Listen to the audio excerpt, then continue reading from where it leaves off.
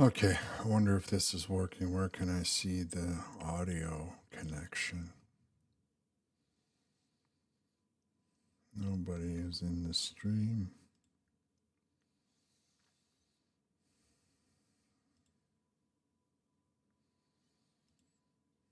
Excellent. I'm glad it's working. You can hear me? I'm late today. I got all kinds of things. Hello. I got all kinds of things going on one way or the other. But I will get it level and I will get it working in the way that it's supposed to be working.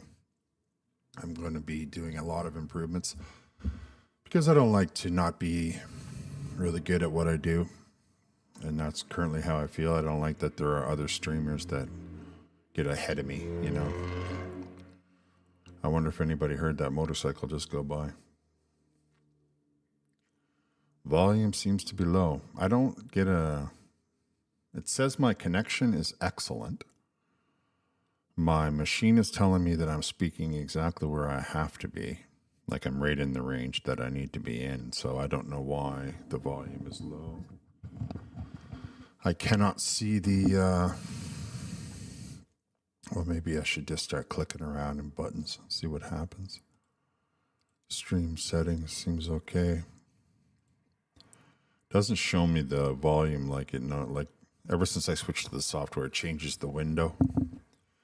It's all right. I've been having such a weird week that I haven't even turned on the software, so I have only myself to blame. But I know that the podcasts are telling me that my volume is perfect. Like for what's going out, it should be okay. So hopefully you can hear it all right.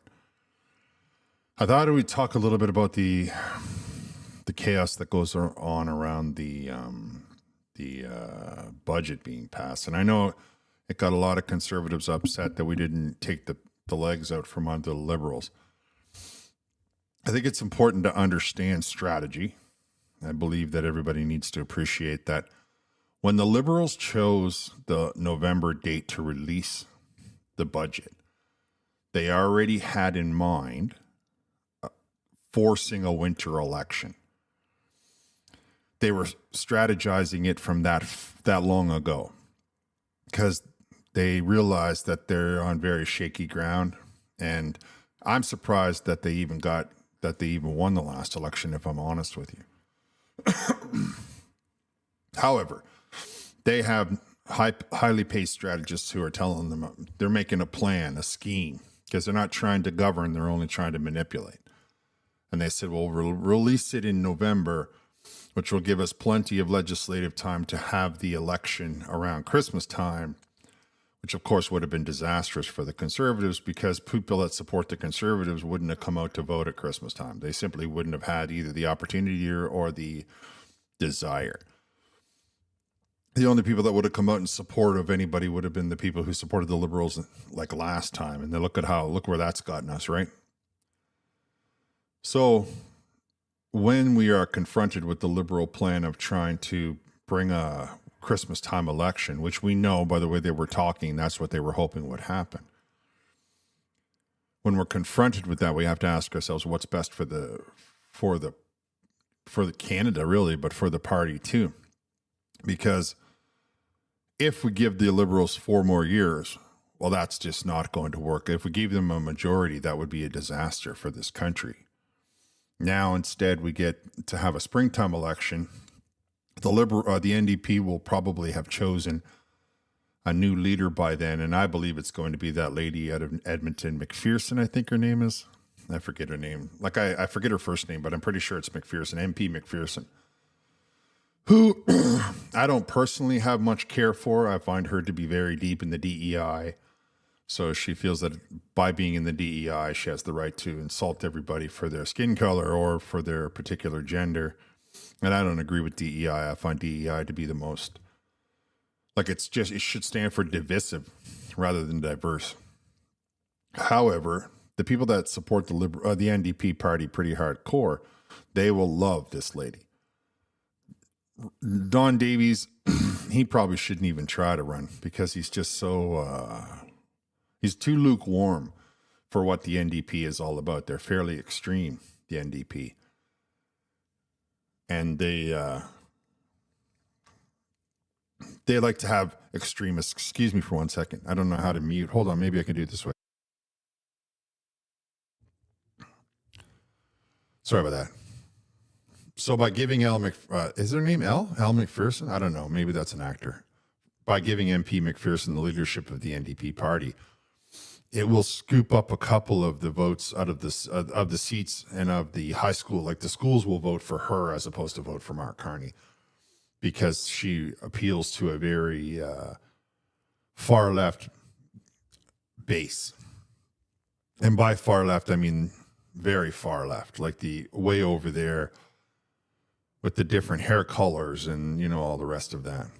But that will also, work with the teachers' unions, and that will work with maybe some of even the hospital unions. Though the hospitals tend to support the Conservatives because they're good, the good paying jobs, and they see the hardship that's brought on by many of the policies that the Liberal Party brings down. However, I'm getting ahead of myself in the analytical sense.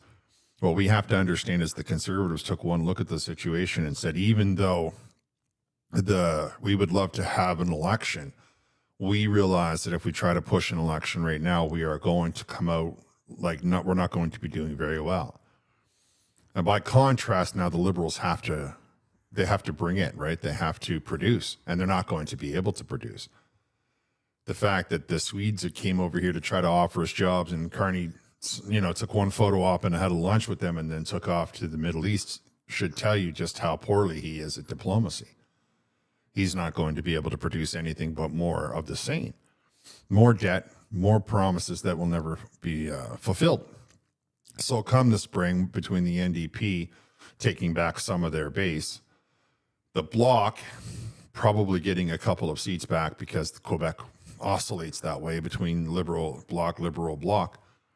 That will mean that we'll have smooth sailing for at least a minority government in the Conservatives. Now, it's a possibility that we can gain some of the seats that the Liberals have in the city if the recession hits as hard as they expect it's going to. It's easy for people in the city to not understand how hardship works when they are insulated with public transit and many of the things that can help offset a lower standard of living. However, when I believe the recession is coming, when it really comes in full bore, the people in the city are going to see it as a much more severely. So that makes opportunity for many people to consider to support the Conservatives again from the urban areas. And when you look at the mapping, leave British Columbia out of it, but when you look at, for example, Ontario, Ottawa and Toronto tend to be red and orange, and then the rest of the province is blue. It's just everywhere else is blue. And that's how it goes in many of the regions of this country. The cities get the Liberal vote and the NDP vote being orange.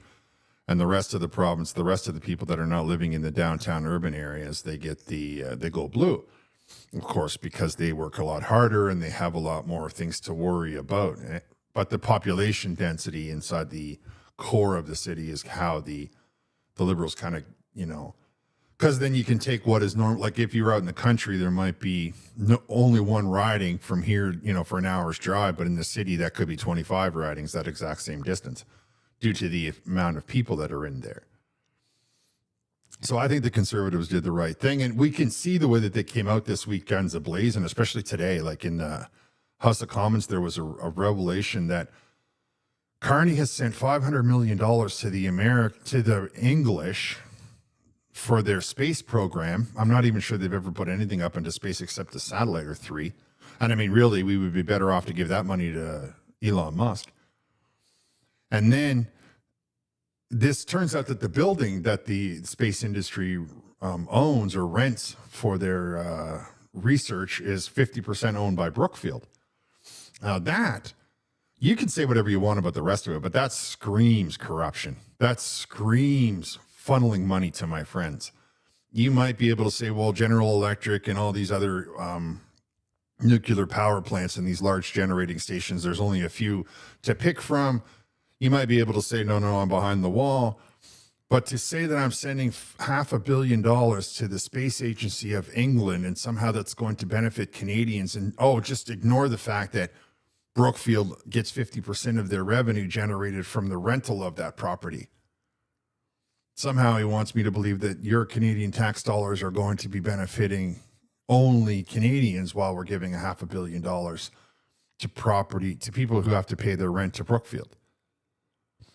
That screams corruption from where I'm sitting. So that stuff is going to start to really show up on Mark Carney's radar. I had people in my feeds try to tell me that Sweden came here because because of the budget, which they just simply didn't do. They came here because they're trying to find a market to go to.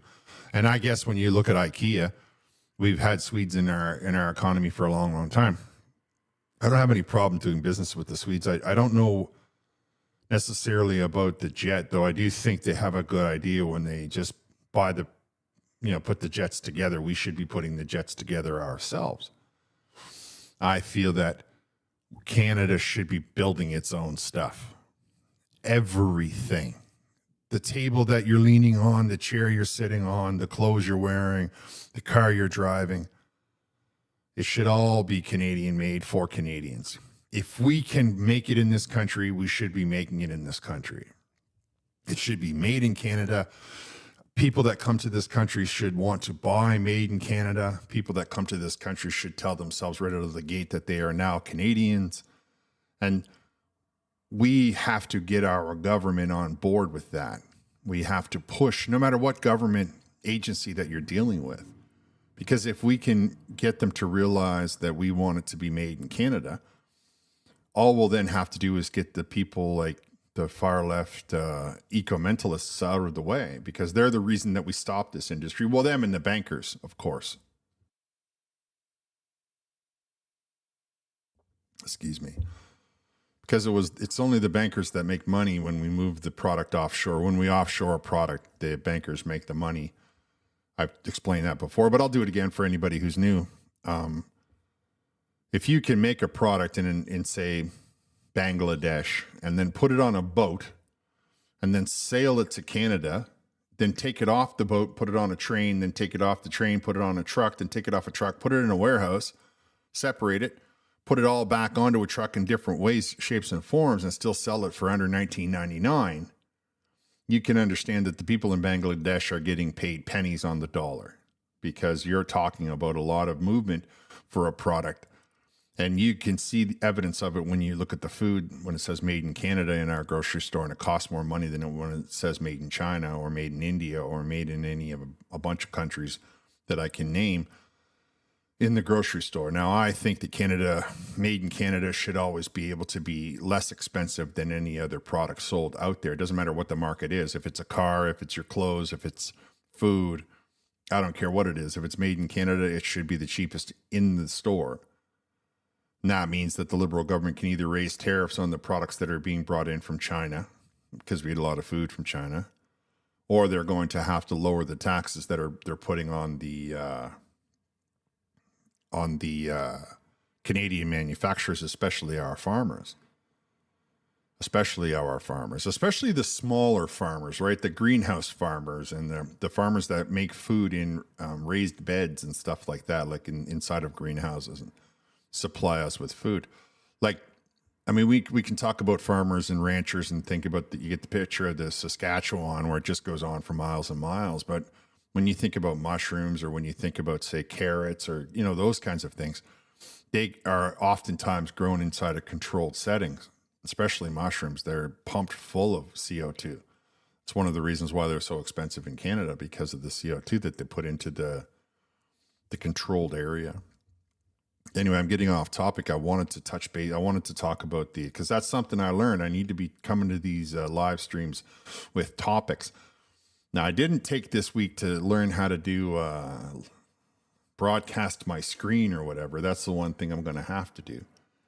But I just wanted you to all understand that when you hear people talking about the Conservatives not being too afraid to call an election, it's just a strategy. And it's a strategy that I think was best for Canadians, because 4 years of a Liberal majority would be a nightmare. It would be the same thing as when they had Jagmeet Singh. It would be simply the same thing.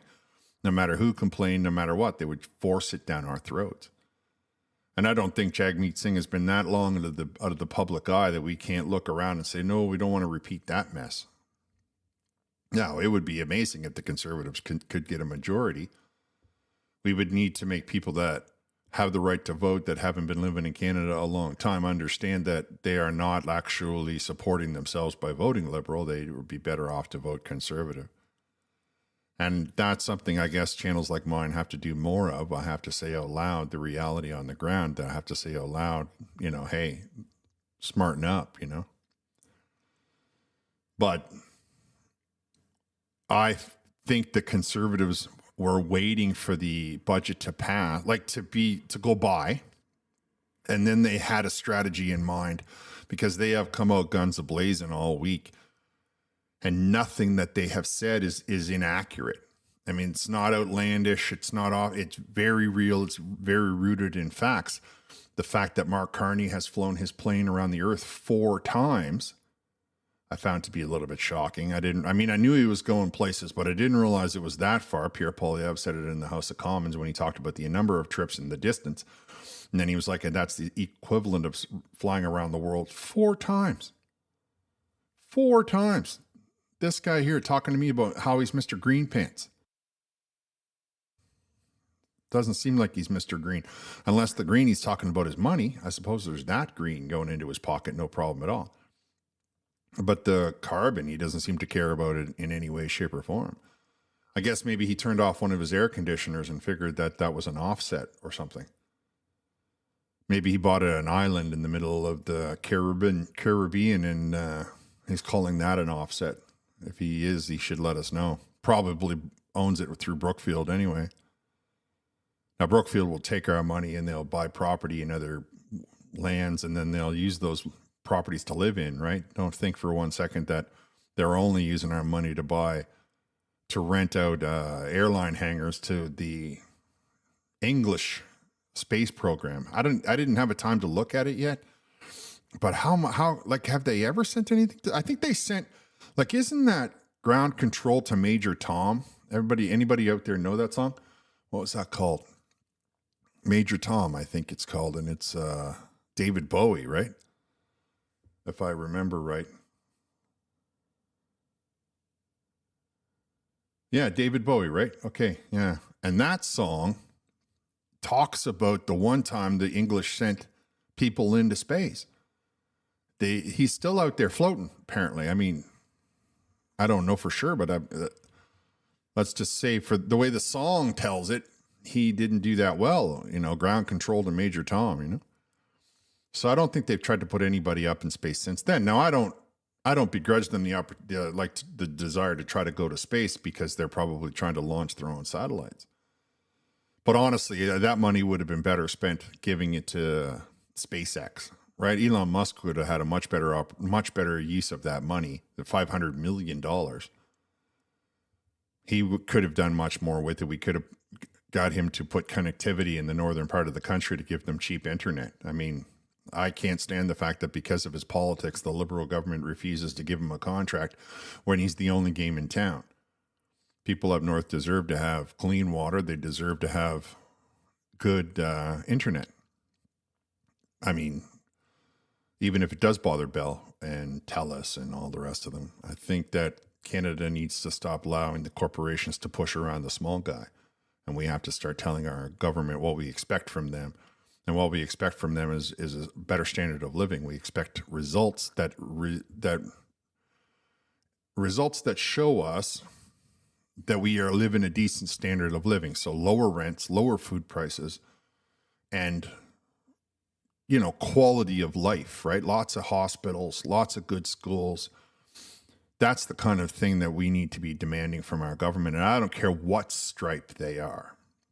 They can't have so much of the far left thinking that we need to be dumping, $20-30 billion into it when we could simply use that same money to improve our standard of living.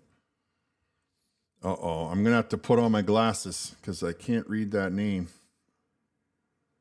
Nito M 888 gave $5, says it's all about destroying Canada. Doesn't matter what political party. It's all about the powers that be and their interests, all smoking mirrors. Now, that's kind of a negative attitude. I understand where it comes from. Don't misunderstand me. I'm not trying to tell you that you shouldn't be saying it out loud.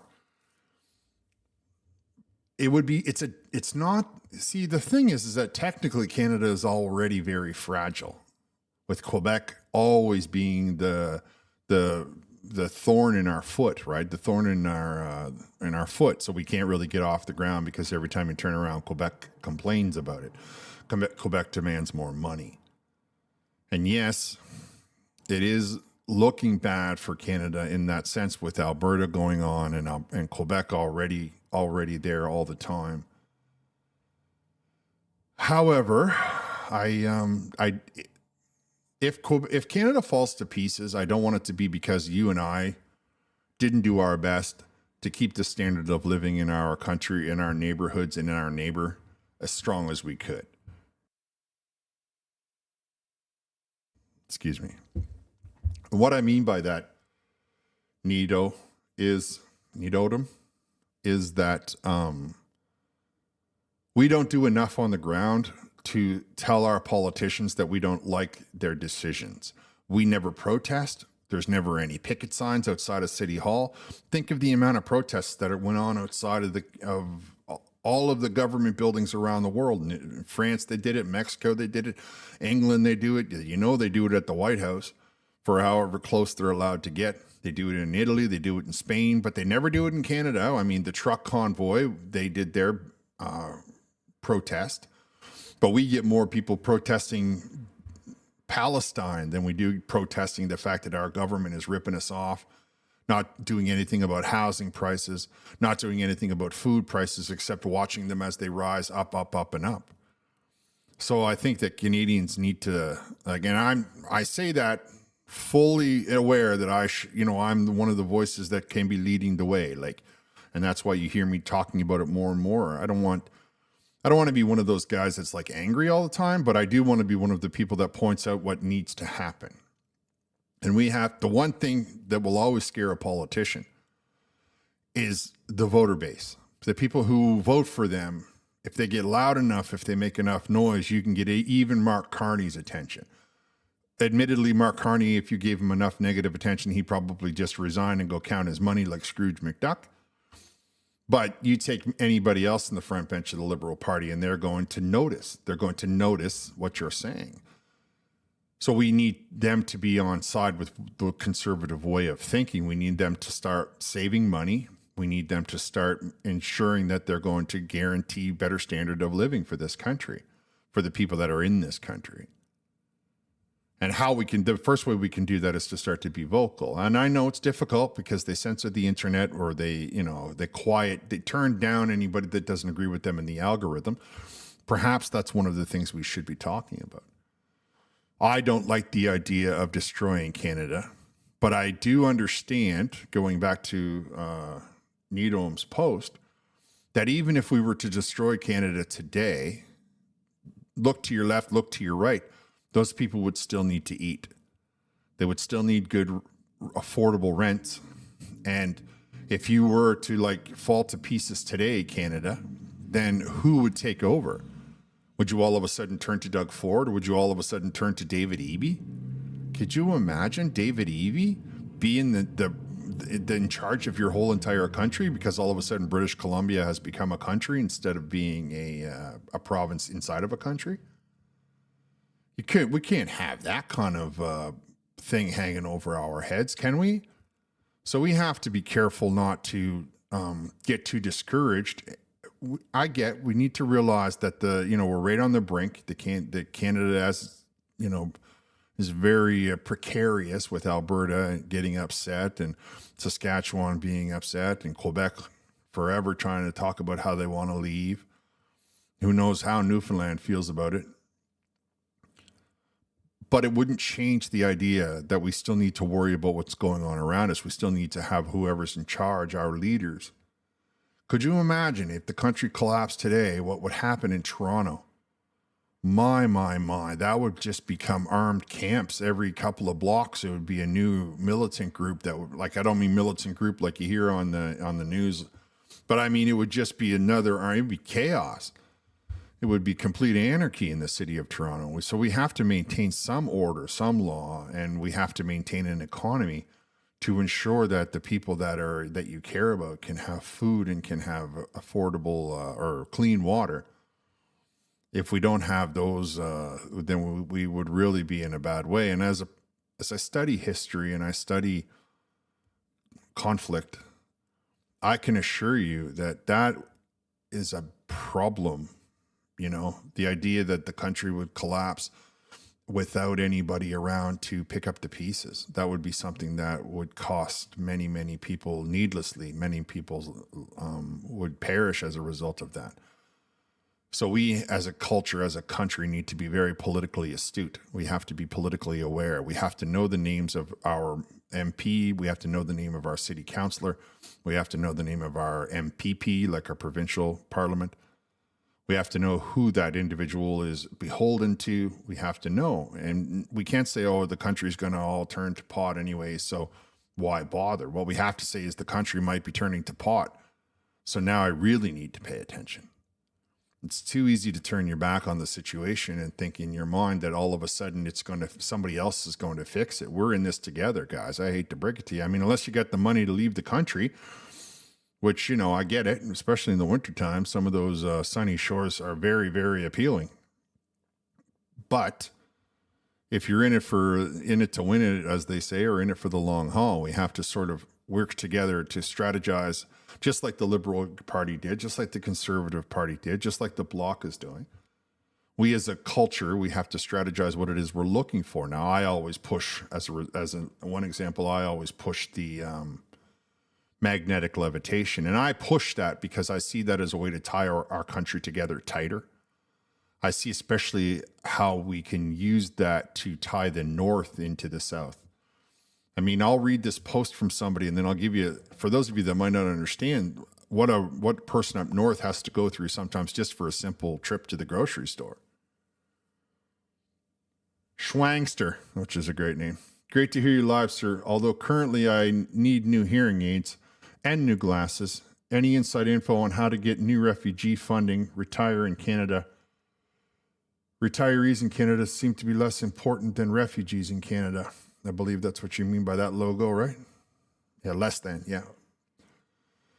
Well, the reason that they put so much onus and emphasis on the refugees is for a couple of reasons. And if you're out there right now and you're listening to my voice and you're a refugee, don't go thinking that I'm picking on you. Refugees tend to vote for the government that supported them on their way in. So the refugee votes and the retiree doesn't vote for them in a way that will change any of the things, any of the demographics, right? They know where you're already there. We can solidify your vote.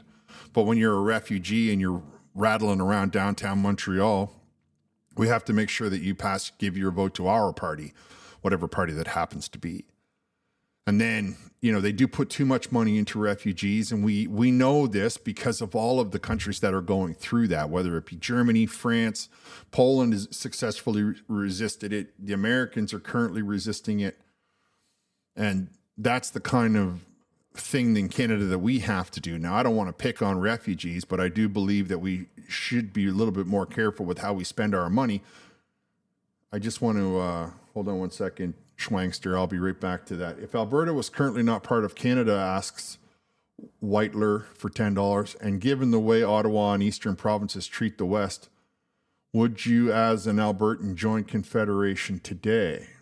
Well, the thing is, okay, let me finish answering Schwangster, because one of the things that I did notice when I was talking about refugees and talking about people coming into the country is that we are giving Walmart, for an example, we are giving a large multinational billion-dollar corporation temporary foreign workers, which we give them money for, right? We pay taxes for some of these temporary foreign workers. We support part of their wages. Now, that's not something that we should, if you have to pick between giving it to temporary foreign workers, it's not giving it to temporary foreign workers that have a problem. It's giving it to these multinational corporations so that they can pay these guys. That bothers me to no end. And that absolutely will be taking away from the seniors or the retirees in this country. So I wanted to finish on that note, because that's the kind of corruption that we can be looking at. How I know a guy who knows a guy who passed this legislation, and now all of a sudden dump trucks full of money are passing to multinational billion-dollar corporations. That's one of the reasons why Trump put the $100,000 fee on the NH1, they called it down there. The second that he did that, Walmart had to let go like 15,000 people. That's why I used it. Now, Confederation is a bit of a pickle when you consider, if you're asking me, should Alberta, here's the thing you got to look at with Alberta. Okay, it's landlocked. So if you could see right now, they have all of that oil. If they were in Texas, that oil would be flowing left, right, and center. If they were in the Dakotas, that oil would be flowing left, right, and center. Right now, the only place they can send it with that could be done within the next year is the Pacific Ocean, and British Columbia is in the way. So I don't know that talking about leaving Confederation or joining Confederation is the appropriate approach for someone who's angry at the way that Ottawa is treating Alberta. Certainly, Danielle Smith has taken great strides in setting Ottawa in its place. One of the things that she has drawn to the attention of the Albertan is how, because Alberta doesn't charge one of the taxes, but when Ottawa calculates their revenue, they calculate it as having that tax. So then they demand that much more money from Alberta. Of course, Alberta being landlocked is one of their biggest problems, biggest issues with their product, because a pipeline has to travel across the provincial territories. That is one of the reasons why they lean heavily on the Ottawa government to get the pipeline out, because the Ottawa government has the authority to superimpose projects onto the provincial domain. They don't have that right when it comes to food or schools or hospitals, but for some of these things like pipelines or trains, airports, stuff of that nature, they have the right to impose that on the provinces. These are the kinds of things that were negotiated before. So I certainly can see your point. Like, do you see any benefit for Alberta to be in Canada right now? And I get it. I understand it. And I lived in Alberta for years. And so I get what you're pointing to. I worry that Albertans are not seeing the larger picture. First of all, if you separate, what dollar are you going to use? What banking system are you going to use? What postal system are you going to use? How many of your police forces are paid for federally? What army are you going to have? Who's going to help support your highway system, because that comes from Ottawa as well. Now, I've asked the same questions of Quebec, and Quebec has the extra advantage, or the extra added question of, who do you figure is going to look after the St. Lawrence River? Like, if Quebec separates today, they somehow in their mind think that the Americans won't drive across the river and take control of, the first 10 miles of the St. Lawrence River. It's an extremely important waterway. It has all of the way for them to get everything out of the Great Lakes. But Quebec doesn't look that far down the road. The best thing for Alberta would be to get a conservative government in British Columbia. The best thing for Alberta would be to get the First Nations bands of Northern British Columbia, to put a lot of pressure on the provincial government to get out of the way. Because it's not like we don't have the ingenuity or the drive in this country. So many of the inventions of this world come out of Canada. What we don't have is a political class that has the will to do what's right for all of us. They only want to do what's right for themselves. And every time we try to put a group of people in charge, like the Conservatives, who, might in some degree look after their own, but if we take them at their face value right now, we can say that they do what's best for the country, even if we look at only of the history of the Conservative Party. And I say that from back when they were called the Progressive Conservatives. We have to have leaders in this country, and by leaders I mean our politicians, who are willing to put shovels in the ground so that a province like Alberta can get its revenue out, and then we can begin to take that revenue from the source of the revenue, right? So that the companies can start to pay higher amounts of revenue into the kitty. More people have more jobs. It's the Walmart school of business, right? Walmart might not make a lot of money on every individual item, and that's how they get it to you so inexpensively, not to mention the way they make it, where they make it, and that kind of thing. But if we were to take it at face value, they might not make $200 off an item. They might choose to make $10 off that item. But they sell 10,000 of those items. So that's the secret to it. And that's basically how tax systems need to work in this country. We have to have more people paying into the tax system. And I know, I don't mean like, it has to be a husband and a wife. I just mean we shouldn't have, millions of 20-year-old men who don't have a job because the policies of our government have made it so that they would rather pay temporary foreign workers or refugees as they were referred to earlier on by Schwangster, giving them tax dollars so that they will give their vote back to the very people who are harming this country. Now, I believe that if we were to build the magnetic levitations that I talk about, and when I think of it, I just think of it like Star Wars or something, right? Like just Star Trek, excuse me. There it is, like running everywhere. I don't think of them for people originally, though. I think of them for freight, because freight is how all trains are built. We don't build freight. We don't build trains except for if it's a light rail transit in a city, we'll build it for people. But when you talk about why the trains were built in the first place anywhere, it's to move product from one section to another. It's for trade. But if you were able to put something that goes 300 kilometers an hour, a person could live 300 kilometers from the city. We would have much smaller cities. And then because we have much smaller cities, we would have much more space to put all of these newcomers. With that comes more of a tax base. And then the amount of money that the government is wasting on votes, we can see that it wouldn't harm the bottom line as much. We still have a lot of potential in this country. We just, for some reason, can't get people to understand that it's better to vote for people that care about money instead of caring about how much social programs they can throw at you.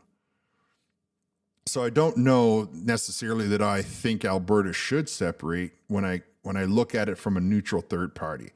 Do I understand why they're angry? Absolutely. Do I understand why we need different politicians in this country and how we have environmental bills and policies that are harming Alberta? Without a doubt. If you ask me which side of the coin do I, will I land down on? I absolutely 100% stand with the people of Alberta, no matter which way it goes. Like, I don't choose Ottawa's policies towards Alberta in any way, shape, or form. For that matter, I don't appreciate the way Ottawa has not solved the problems with the trade for Saskatchewan, which, can feed the world from Saskatchewan.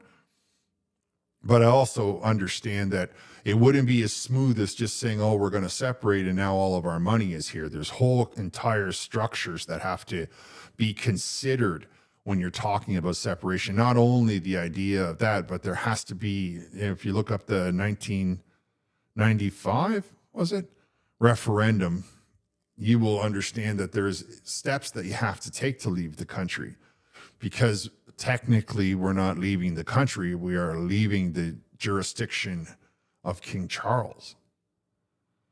So it becomes a whole cluster. Now, I can see how Canada asking to be removed from King Charles would be a good place for us to start.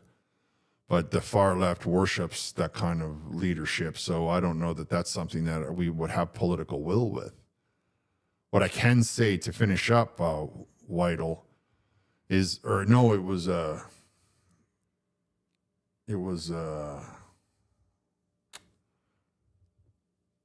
was his name? Schwangster. The reason that they bring in and they support so many refugees is because that's where they get the bulk of their votes. You take that vote away. That's why they cram them into cities. You take the city vote away from the Liberal Party and they disappear. You take Quebec away from the Liberal Party and they disappear. So that's one of the reasons that's actually what you're fighting when you're looking at the problem and they say, oh, look, you support all the refugees. And they say, yeah, but it's this reason, it's that reason. But secretly, the reason is because that is where they get much of their voter base, because the individual that comes here doesn't know any better. I mean, if I traveled you around the world and you're sitting here struggling to get your life in order and you just, you left behind everything you've ever known, it's easy for you to it's easy for me to forgive the fact that you might not be abreast of modern day politics. Now, their children, I don't have any, there's no good excuse for that. But the individual that just got here, the liberals exploit that. And then that's why you always hear them say, oh, that's why the liberals will always say any chance they get when it's election time. Oh, the conservatives are going to remove all the refugees and the conservatives are going to do all of this, because they're scaring the people that are going to vote into voting for them. It's just a terror tactic.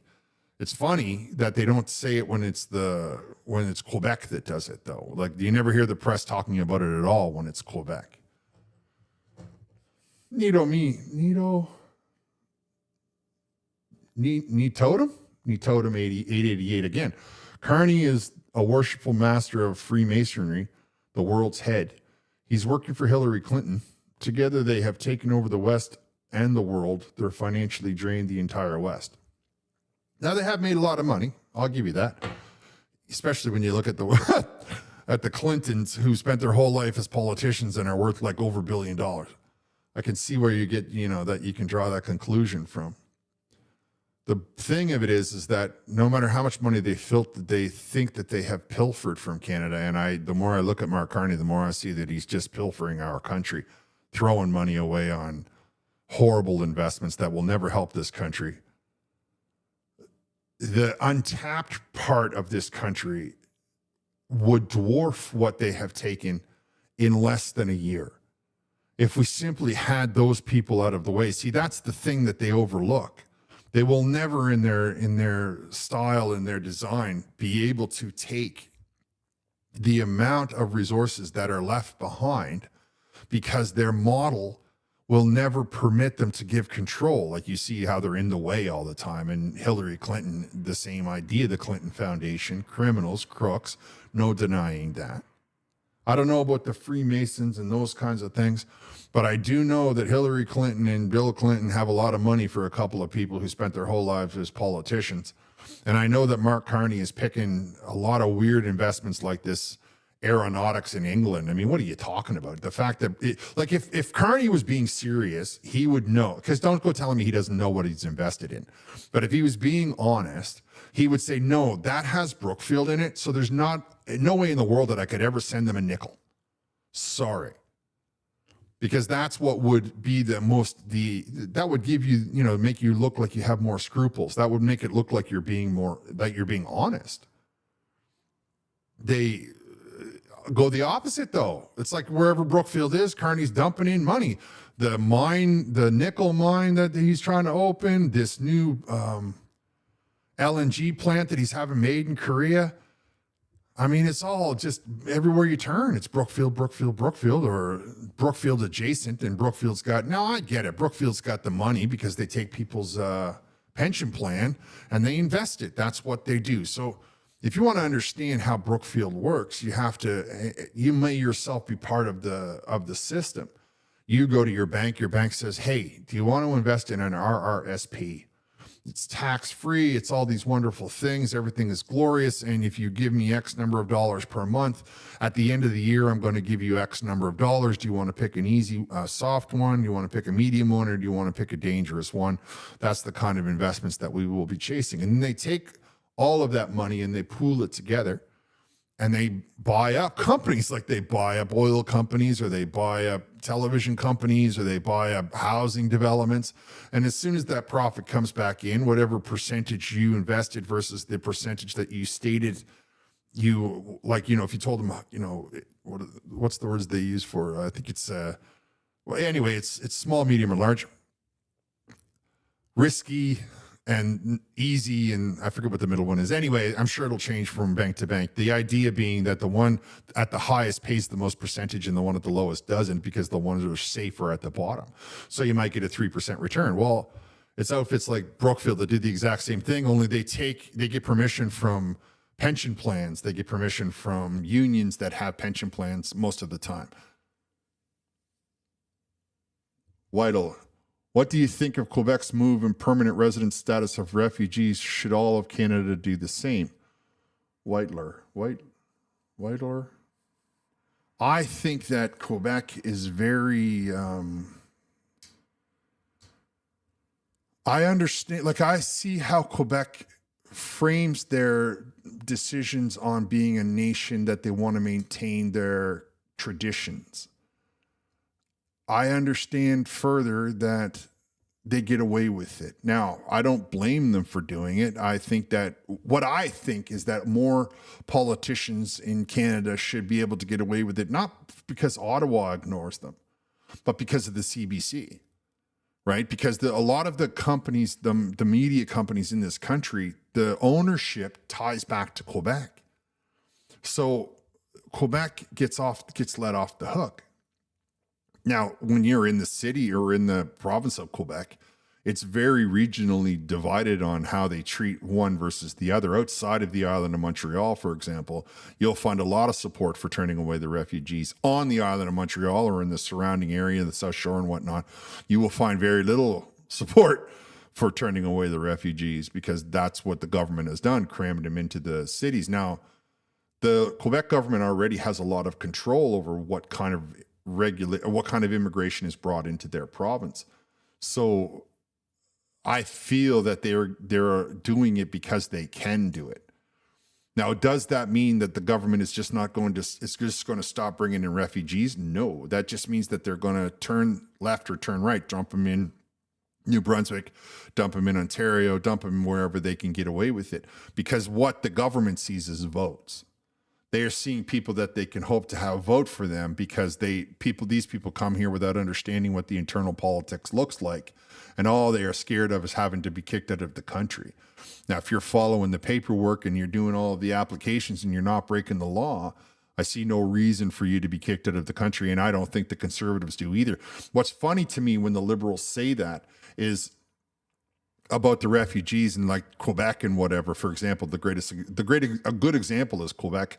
But if you look at the front bench of the Liberal Party, there's only Caucasians. I don't think there's anybody else. And if you look at the front bench of the Conservative Party, it's a completely different makeup. So I'm not sure that people look deep enough. They vote out of fear, right? They vote because they're frightened. And I understand that kind of fear that people can put into you. I mean, it's no different than when you hear it on the radio or when you hear about the Liberal Party's masters of it. If it's not talking about bodily autonomy, it's talking about kicking you out of the country. And if it's not talking about kicking you out of the country, it's talking about how they're going to starve your children because they're going to cut programs. That's all they do. They don't have anything else, right? They can't say, look, we did this and now everybody's lives are better. So there's a lot of policy problems that I find that Quebec gets away with that either the rest of the country should be permitted to do should they so desire, or like it should be one government, right? Instead of it being, or not government, but one set of rules. I believe in one set of rules. So I see how Quebec got away with it, and I applaud the fact that they don't care what Ottawa says, just like Alberta. I applaud the fact. However, I'm not sure that it's going to have the benefit to Canada overall. It's just going to have a benefit to Quebec. And just like Quebec is the biggest reason that we don't have a trade deal with the United States of America, because Quebec is crazy over the supply chain pricing. Need totem 888. If you add up Canada's in-ground assets altogether, we're the richest country in the world. 3 years to let loose the entire economy by extraction. I agree with you that we are the richest country in the world.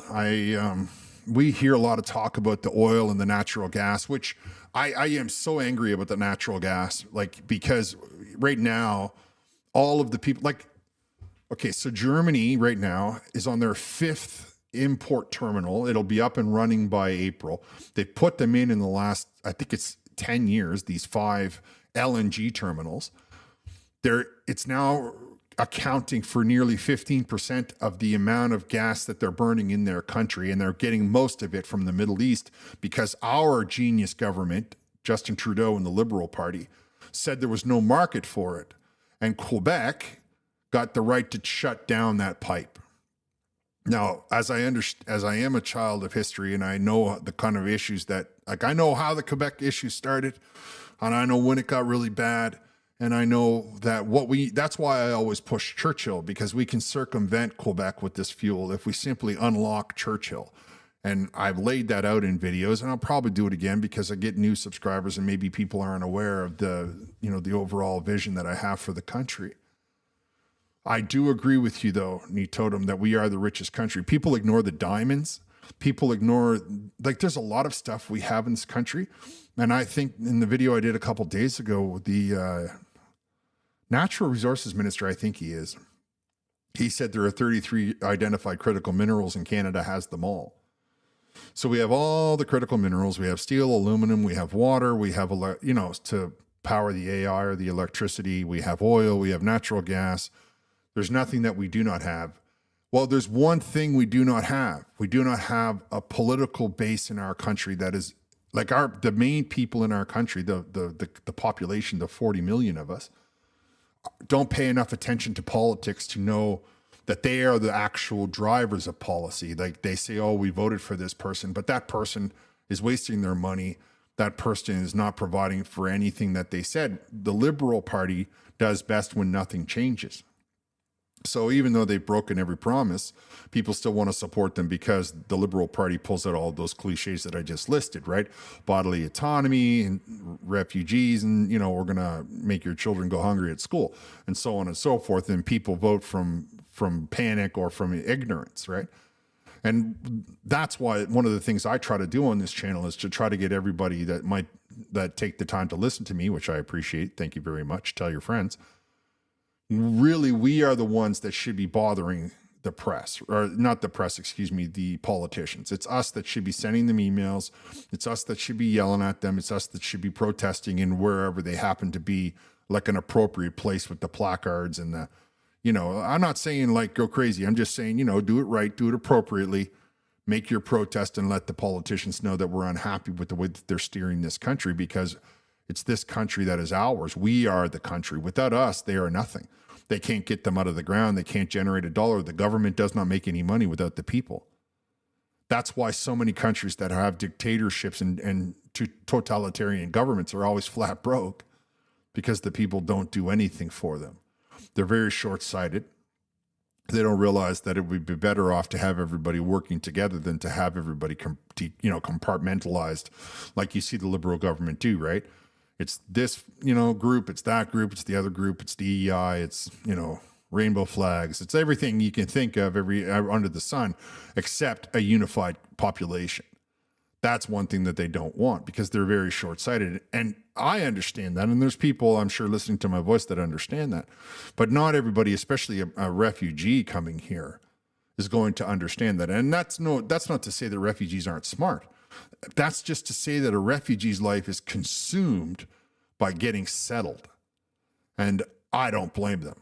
I mean, I've traveled a lot of places in this country. I have been from, one ocean to the other, and I've been all over this country, if I'm honest with you. And I can tell you that from those experiences, that I appreciate what a refugee might be going through in their mind. I mean, it's not like they're coming here and asking to enter. A refugee is coming here, or a student is coming here because they are flat broke where they live.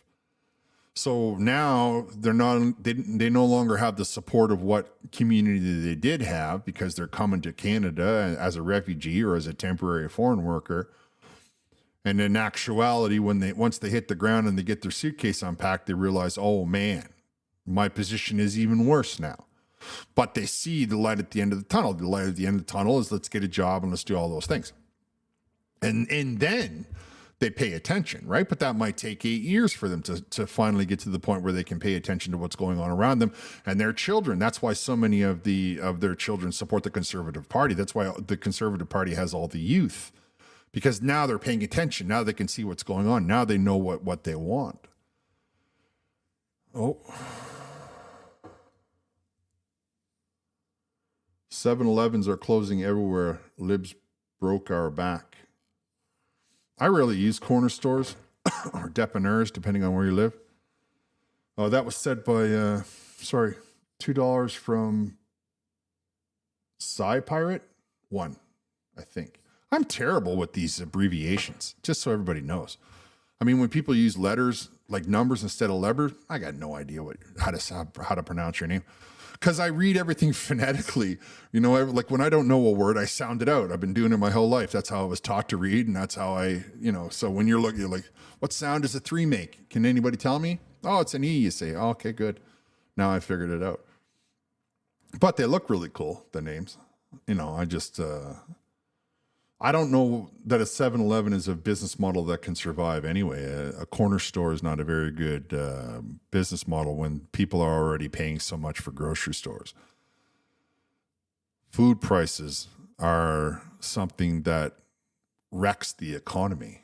It starts with the corner stores and the restaurants, and then eventually it works its way into your house. Now they want to put cloned meat on the market.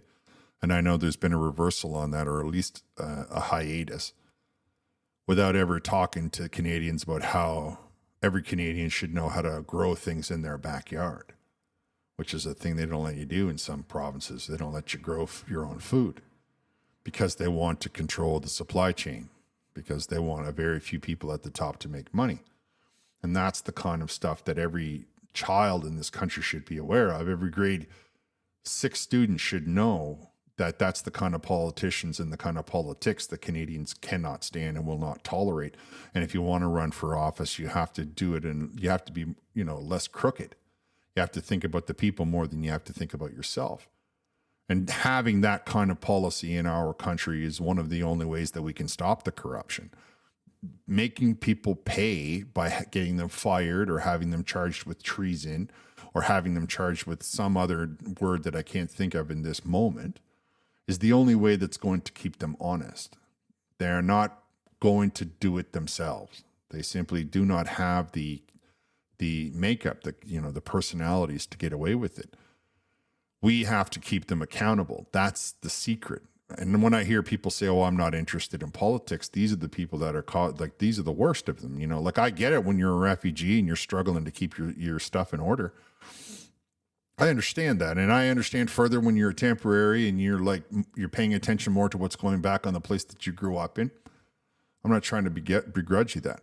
But when you say to me, oh no, my family's been in the country 5 generations and I just don't pay attention to politics, I think in my mind, well, then you're part of this problem, not part of the solution. Because paying attention to politics pays attention to you, no matter what you do. Politics pays attention to you. They calculate whether or not they can get your vote. They calculate whether or not you'll go to vote in a rainstorm or in a snowstorm. They calculate whether or not you celebrate Christmas or some other. They calculate how much money they can take off you at the till. They calculate it's all controlled by politics. Every last aspect of your life. There's nothing in your life that isn't tied to a politician somewhere. So we need a country that turns out to 90%, 95% voter turnout. We need a country that says, I'm sorry, I can't get married that day because there's an election. You know what I mean? Like, we'll postpone it to the next day or whatever. We have to have a country that's very savvy. Need Totem 888, again, $2. What about your rail system vision for all Canada? I'm telling you, that's the secret. Oh, I forgot to get back to the north. Oh, thanks. I appreciate that.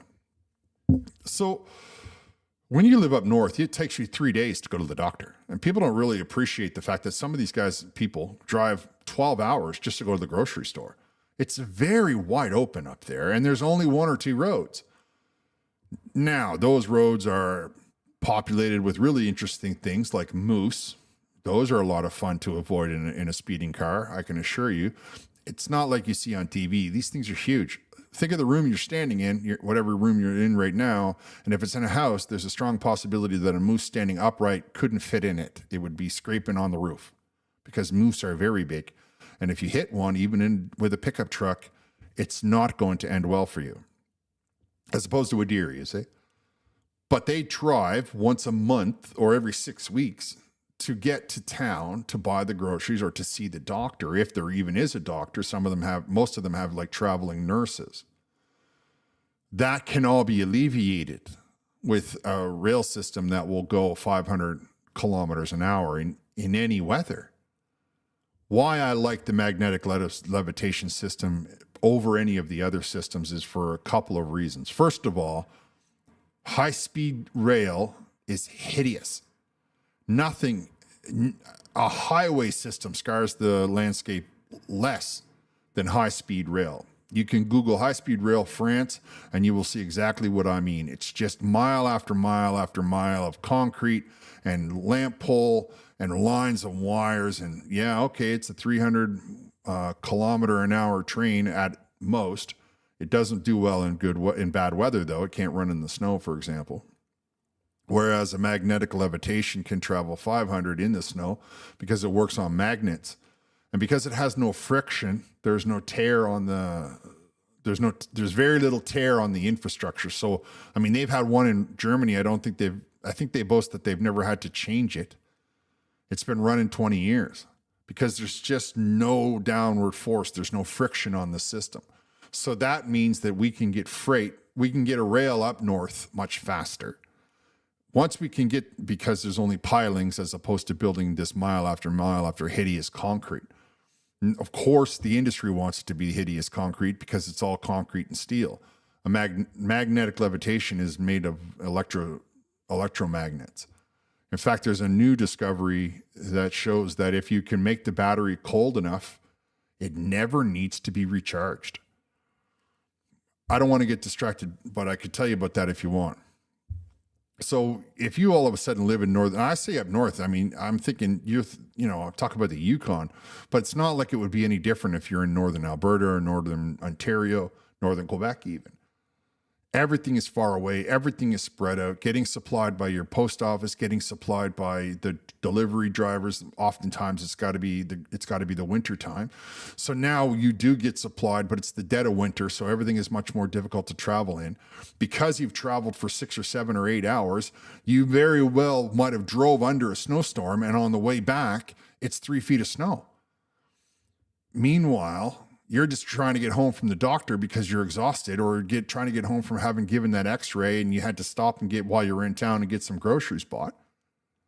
All of a sudden, everybody's exhausted. And the kind of thing that I described is very commonplace for anybody that lives up north. They are well aware of this.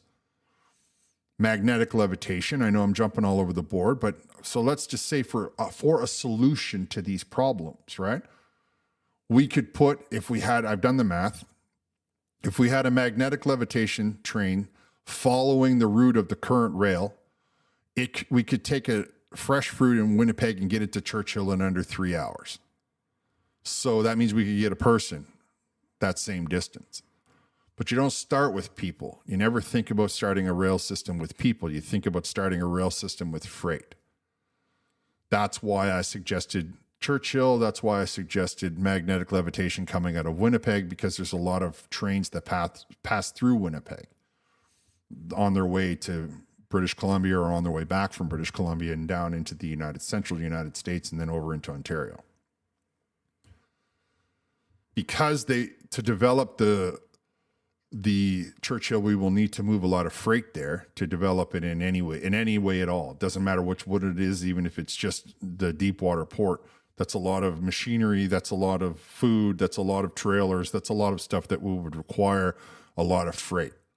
So you develop the system under the guise of moving freight out of the southern part of the province or the country, and you move it up north. Then you iron out all the kinks. Because you're putting it on pilings, it gets through the muskeg much easier. Because you're putting it on pilings, we know how to put pilings in water, so you can skip lakes if you choose to. You can simply go right through them. We see pilings on every bridge in the whole wide world. We know how to do that. Because the train can move at 500 in the snow, because it's a magnet, there's no contact. I'm not saying that it would be wise to move it at that speed, but I'm just saying that the weather would be less of an impediment, and a person could get from Churchill down into Winnipeg, see a doctor, and back again in one day, instead of the system where they got now. Now, I was talking to you about groceries, about people living in the north, but there are people in Nunavik who have to take a local plane, then they fly that local plane to another little plane station, airport, that then they take another little local plane and they land in, say, northern Manitoba, where they catch a bus to go over 2 towns. Then they catch another little plane and they grab that down. And the next thing you know, they're finally making it into Winnipeg. Only took them 3 days. They sit and they wait for the doctor. The doctor spends 20 minutes with them, writes a couple of tests, and they got to reverse and do the whole thing all over again to get home. We need magnetic levitation to tie this country together because it's what's best for the people.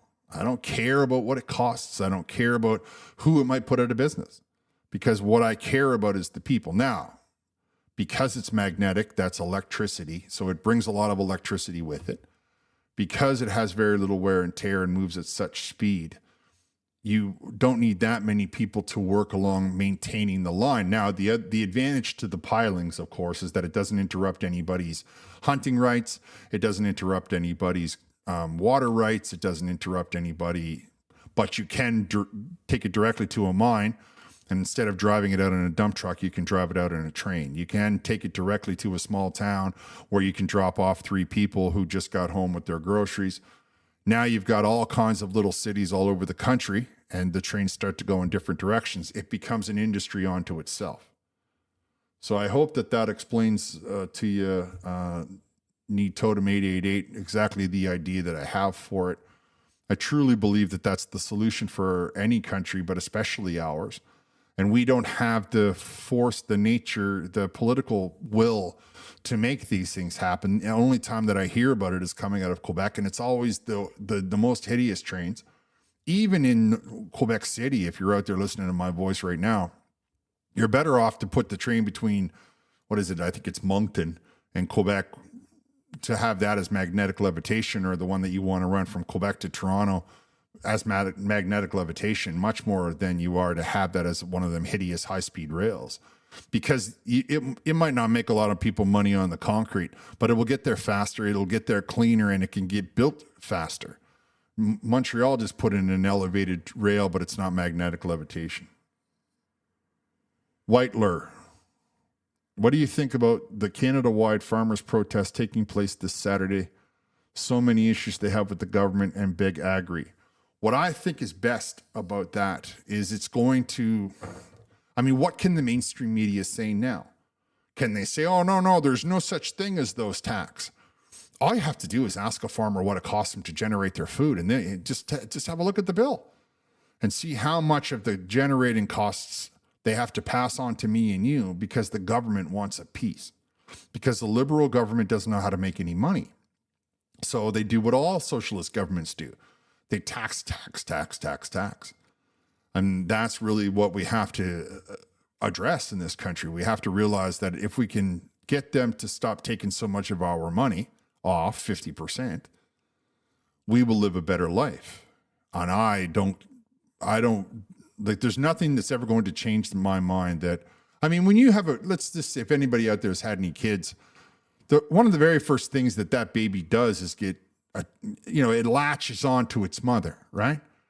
Because food is important. To try to get rich off what keeps me, what an essential for me, like that's disgusting. I mean, let's just call it what it is. It's disgusting to think that I'm going to, extort you because I'm putting all of the tax on the very food that you can't do without. People can do without cars. People can even do without televisions. I mean, push comes to shove, people can do without a lot of things. But there is not a human being alive that can do without food. Not a single solitary one of them.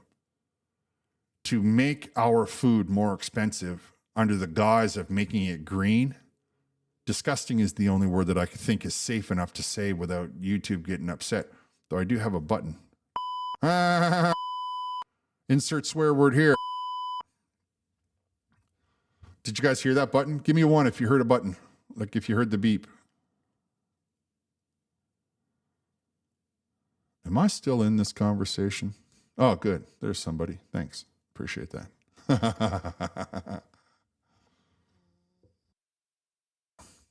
The beep is funny, but I would have to hide it because you could tell what words I was saying if I tried to use the beep right now. I don't agree with people coming after our places to live, and I don't agree with people coming after our food. Like the government should, one of the first two things that our government should do is make sure that we have a nice place to live and food on our table. What other reason do they exist for if not to make sure that the basic things of our lives stay stable? What other reason do we vote for them for? I certainly didn't vote for them because I worry about whether or not they're going to get a deal with the UAE. I mean, I don't care about that. This is Canada. We have we don't need anything from anybody else. I mean, it's nice to trade. I get it. And I understand that everybody thinks that somehow it's going to save the world if we continue to trade. But let's be straightforward. When you hear about the tariffs being put on by Donald Trump, he's not talking about two-way trade.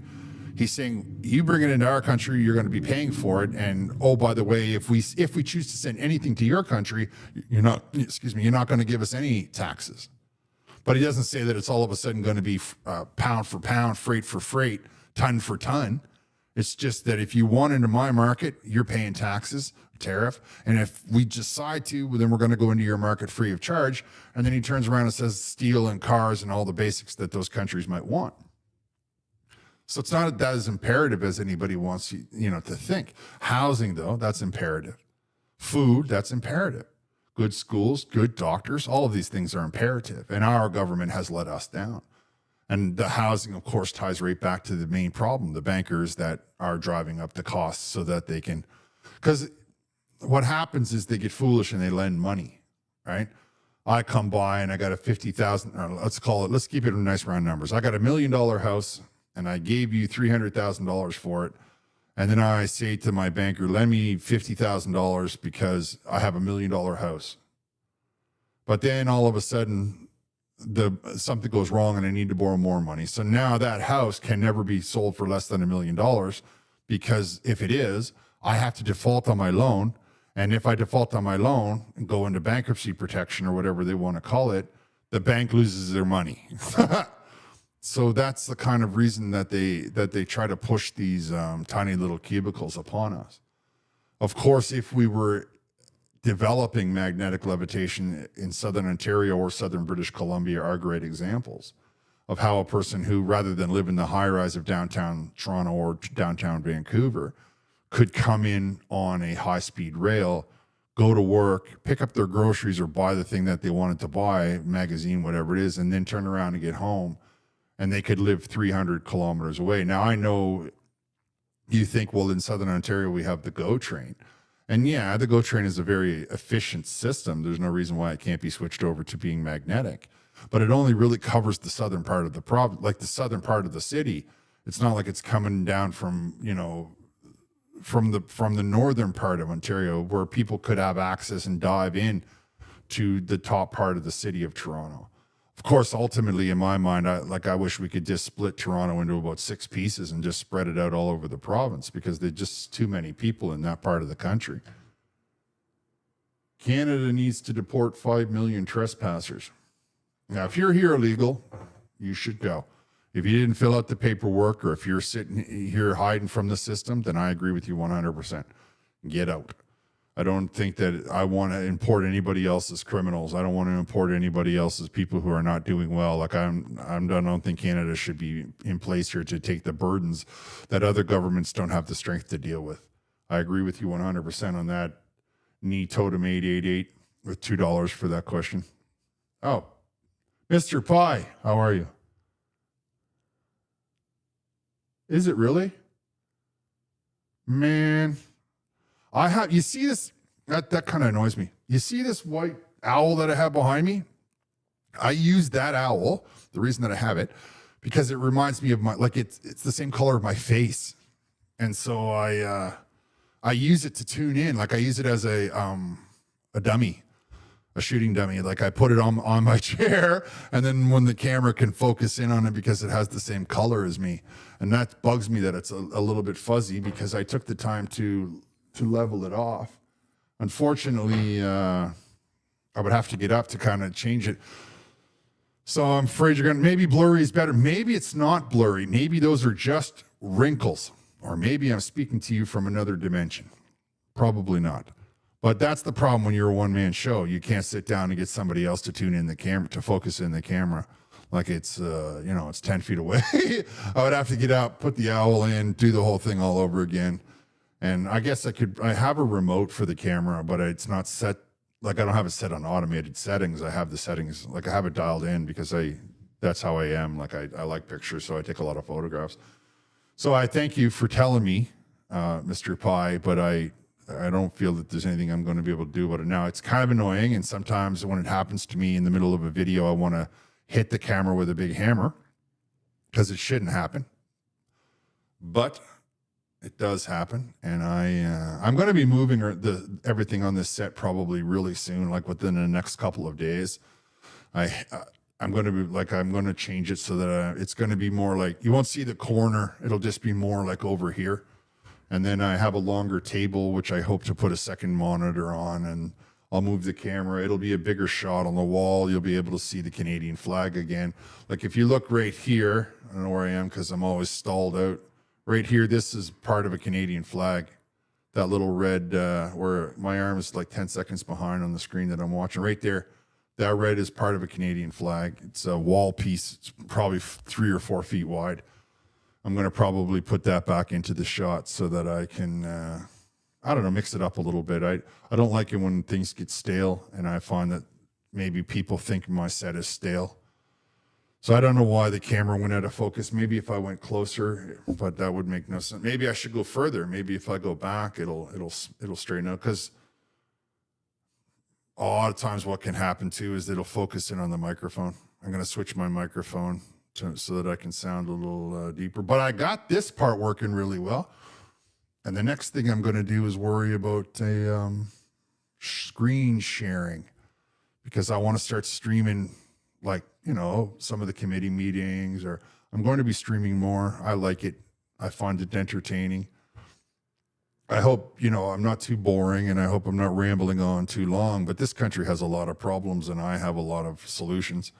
So when you guys ask me these questions, I think of in the big picture, right? Like, how can we get the Liberal government out of the way, and how can we unlock bigger sections of the country by, like what I was saying with the magnetic levitation. Now, of course, I said it with such expedience, and I said it with Churchill because Churchill then allows us to bypass both Quebec, which is hard to get a pipeline out of the country without, like, it's hard to get it past Quebec. Quebec is a big, like, it takes up the whole place, We could, however, bring it into Southern Ontario, like into, I don't know, Sudbury. That's not a bad idea. But then we're just putting more and more people along the border with the United States. And one of the ways that we can improve our economy is to have our products traveling from north to south instead of from, like, traveling inside of Canada from south to north, rather than to go from north to south. That will increase our economy, because people up north, the more that we have them up there, the more they're going to need supplies. Of course, one of the problems that the northern people have, especially way up there like Nunavik and stuff, is that they have to fly it there, or they bring it there on a ship, or, ice road truckers. So the cost of getting it up there makes a bag of potato chips like $15 or something. It's just very expensive. And that means that by making magnetic levitation travel north and then bringing all of the freight up, we can build all of the houses that are required that will then stimulate the growth once we have the beginning of it. And then somebody will say, geez, I would love to be able to get to the Yukon and back in a day. So let's build another one across the north. Once we learn the system a couple of times, we'll be able to do it like Lego. It'll just go click, click, click, click, click. And every, 100 kilometers we'll make a little town so that people can maintain we'll give generational jobs to the First Nations to maintain it. Good job, right? Good, electronic engineer or whatever it happens to be that they need to be trained to do. And then they can maintain the section that passes over their particular band's territory. We don't have to worry about any of the deer getting in the way. We can even put holes in them so that birds can nest. I mean, there's all kinds of solutions I have. Another one in my mind is if we put lattice about 2, maybe 6 inches in front of them, we could let vines grow up the lattice, and then nobody would even see the concrete. Like, you'd have to look up to know that there was an even a train there. Like, the solutions are there, but we don't have the political will. Of course, if I had the money, I'd build one right now, but I'm sure what I'm describing is lots, lots and lots of money, and takes lots of people. And the first couple of them would be very difficult, like, to get the political will. Once one of them got up and running and they saw that they were making a lot of money, then you'd have the Brookfields and the BlackRocks coming out of everywhere offering you big, gigantic checks so that they could get a cut. But the train works really well in Europe, or the train works really well in Asia. In Asia, they use a lot of magnetic levitation, especially in China and Japan. The systems that they utilize, they don't necessarily utilize for moving freight, because there's not as much freight can go per trip. But when you're worried about gyprock, and when you're worried about basic groceries just traveling along the magnetic levitation to feed people or to allow them to build houses, gyprock is a drywall, depending on where you live, then it doesn't matter that they're just smaller loads. We'll just send more loads. That's all. We'll just send, instead of sending 3 a day, we'll send 6. It doesn't matter. We'll figure out how to make it happen. What I don't like is when people try to, like, when these guys up top try to say to me that it would never work. And I'm like, no, it'll work just fine. It works all over the world. You don't have the desire to get it done because you can't see that it would work. And then once we have that, many of the problems in this country would just vanish. We would be able to separate our populations, so we would be able to trade amongst ourselves. We would be able to have people in all of these regions to work these jobs, whether it be the forestry, whether it be the mining, whether it be the oil, and so on and so forth. Another thing that I believe that we could send up north is greenhouses. There's a guy in Saskatchewan I saw on the YouTube one time. He has a greenhouse where it's minus 30 outside, and you walk in, and he does it all for, I think he said $100 a year. You walk into the greenhouse, it's 23 degrees centigrade, and everything is green. So this, the ability to grow food up north, it would also help them to improve their standard of living. And everything that I talk about, everything that I say is about improving your standard of living. If we're going to be wasting money in Ukraine, we will be better off spending that money on a train, on a magnetic train. If we're going to be wasting money talking about going into space through England, I mean, I don't even know what we're going to do up there. Everybody's in space. It's already been locked. There's satellites flying around everywhere. You know what we don't have? We don't have our own icebreakers, and we don't have our own shipyards, and we don't have the ability to move our product out of Churchill, and we don't have any of the people that live in the Churchill region with decent jobs. So I don't care what's going on in space. And why should I care what's going on in space when right now in my own backyard, people are going hungry and people need jobs? But they get these little photo ops in their heads, and they try to make you think like it's something important. And then you're like, you know what? I'm just too distracted by my hungry stomach and the fact that my children need to get to, I need to find money to get the children to school. And that's how they get away with it. That's how they, that's how they make us go down and down and down with every new day. We go lower and lower in the scheme of things. I wondered, should I back up? Does that make me look better? Because it's a kind of a high end lens. So it has a very small field. And maybe it's just that I'm getting too close, getting too excited. Like when I started, I was probably back here, and then I just lean forward.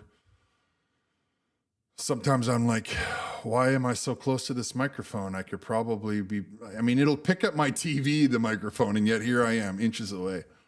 I don't know. I like this new device, though. I think it's a lot of fun. Sometimes I just mess around with it to see what I can get it to do. I want to upgrade the microphone, though I like this microphone. I just, I want one that makes, I want that that MB7 or whatever it's called. And then but whatever. I got a lot of plans, guys. It's just that sometimes the clock runs out on me, Like sometimes I'm just like, oh, what do you mean it's midnight and I haven't gotten a video up yet? But I'm getting there. I'm getting to the point where I can start to make them more happen more often.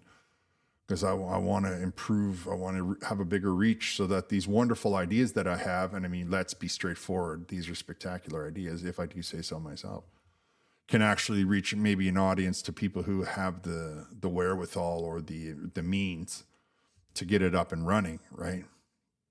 It only takes the first couple to proof of concept. And once we have proof of concept, then people will start putting them up everywhere you turn. I mean, once they're up everywhere you turn, they will become just part and parcel of your day. And then I suppose in the ideal system, what would happen is so we use the example of people coming from the north to the south to go to the doctor. Ultimately, doctors would move up north, but just in the beginning premise of it.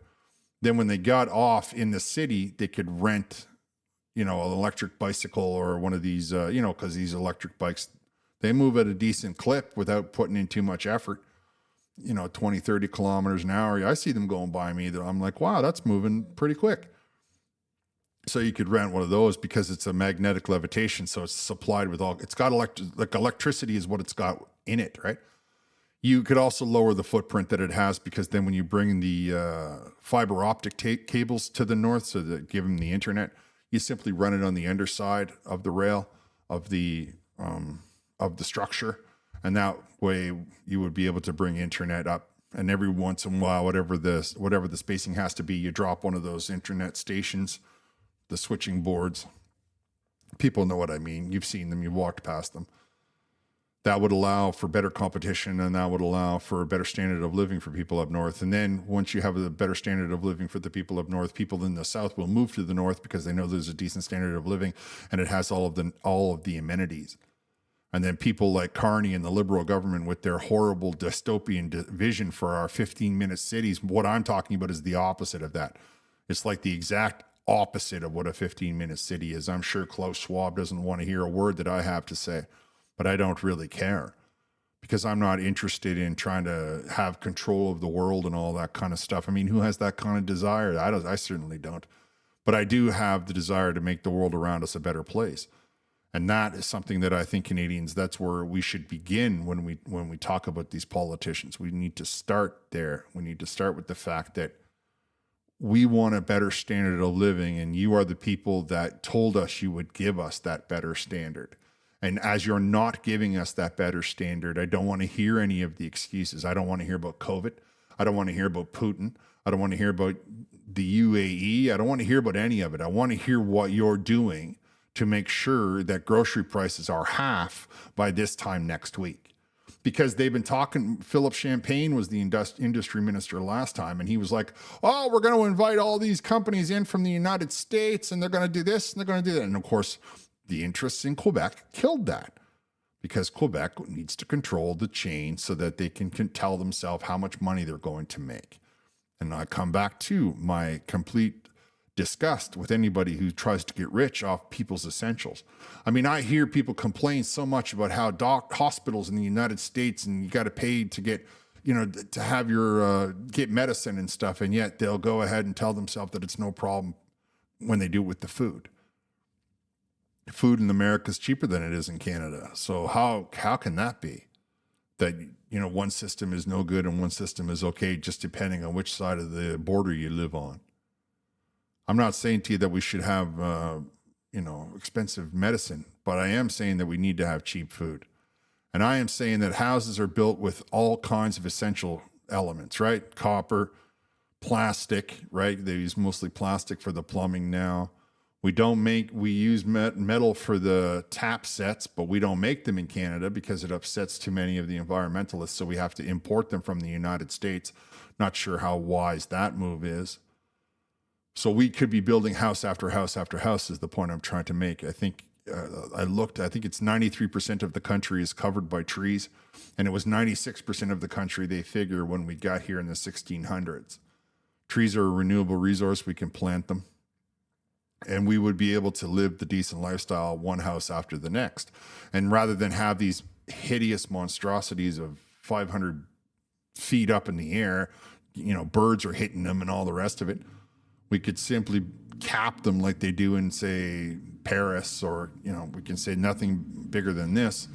And that would force them to build it further and further. But because you can travel at 300 kilometers an hour in any weather, it's okay then to start building smaller and smaller towns and littler communities that would then begin to foster and also create a lot of like rivalries, right? So you could have a high school and another high school to play against each other instead of the massive 2,000 person schools that we got going on right now.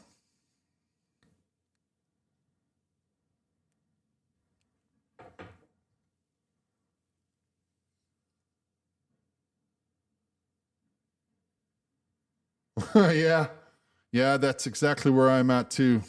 I think I should just announce that I'm going to be doing it full time, and then I can start to really crank it up. I get disappointed when I don't, when I don't make improvements, like when I don't progress, I should say. So I know what you mean, but you got a pretty good job. So I know you guys are having a hard time with the government because for some reason in their minds, they think they can do without the post office, and you can't, for anybody out there who wants to listen to that part of it. So I'm not sure, that you probably should take that up with the wife, because she might have a different opinion on that. But I am thinking that I should just announce that I'm going full time and get this streaming down more accurately. I'm thinking about if I practiced if I practice streaming to Facebook, let's say, because I have a Facebook. Because I need to learn how to, not learn, but I don't want to learn live. Like, I don't want to be like, oh, let me try to figure out while you guys are sitting there watching me. Let me try to figure out how to, do a screencast. I'm sure it's quite simple. I'm fairly certain that just about anybody can do it.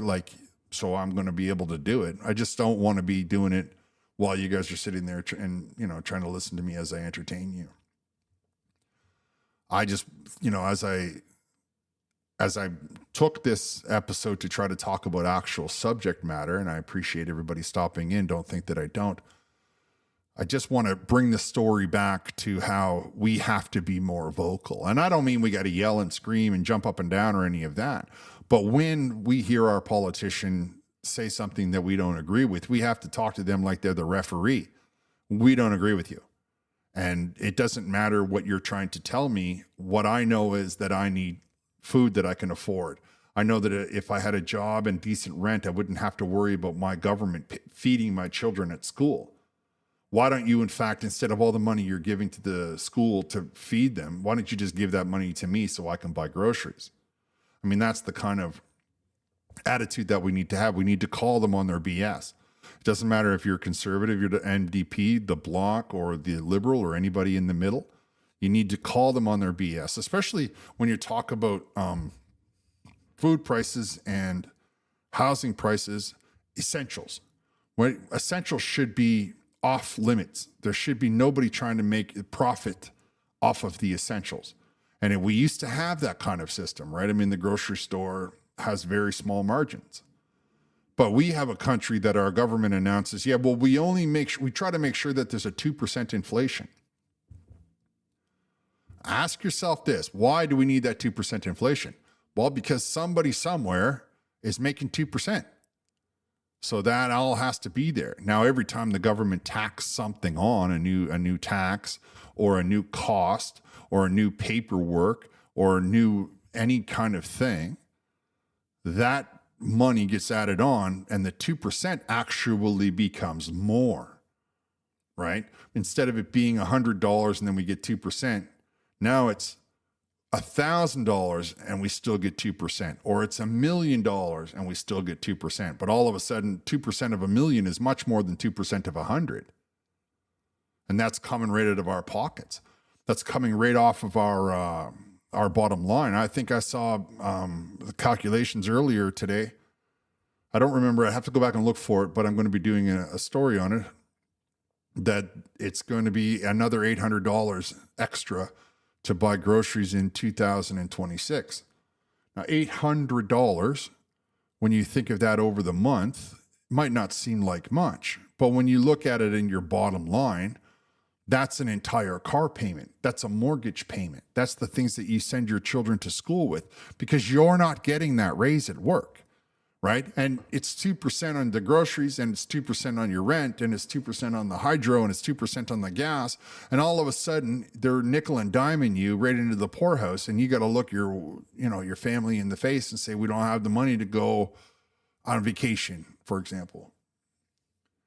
George Peter Gaddis, $5. The only way to respond to the government is to use the metrics. One phone call equals 100 people. Enough calls will actually get their attention. And I agree with you on that 100%.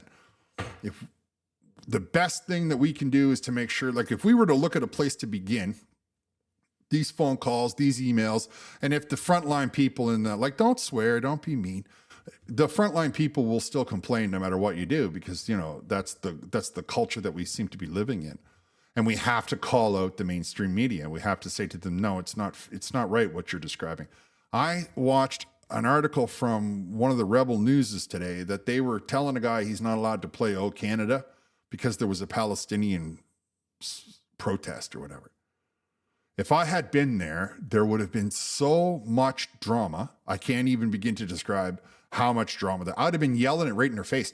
I'd have been an inch away singing that song so loud they would have had to plug their ears.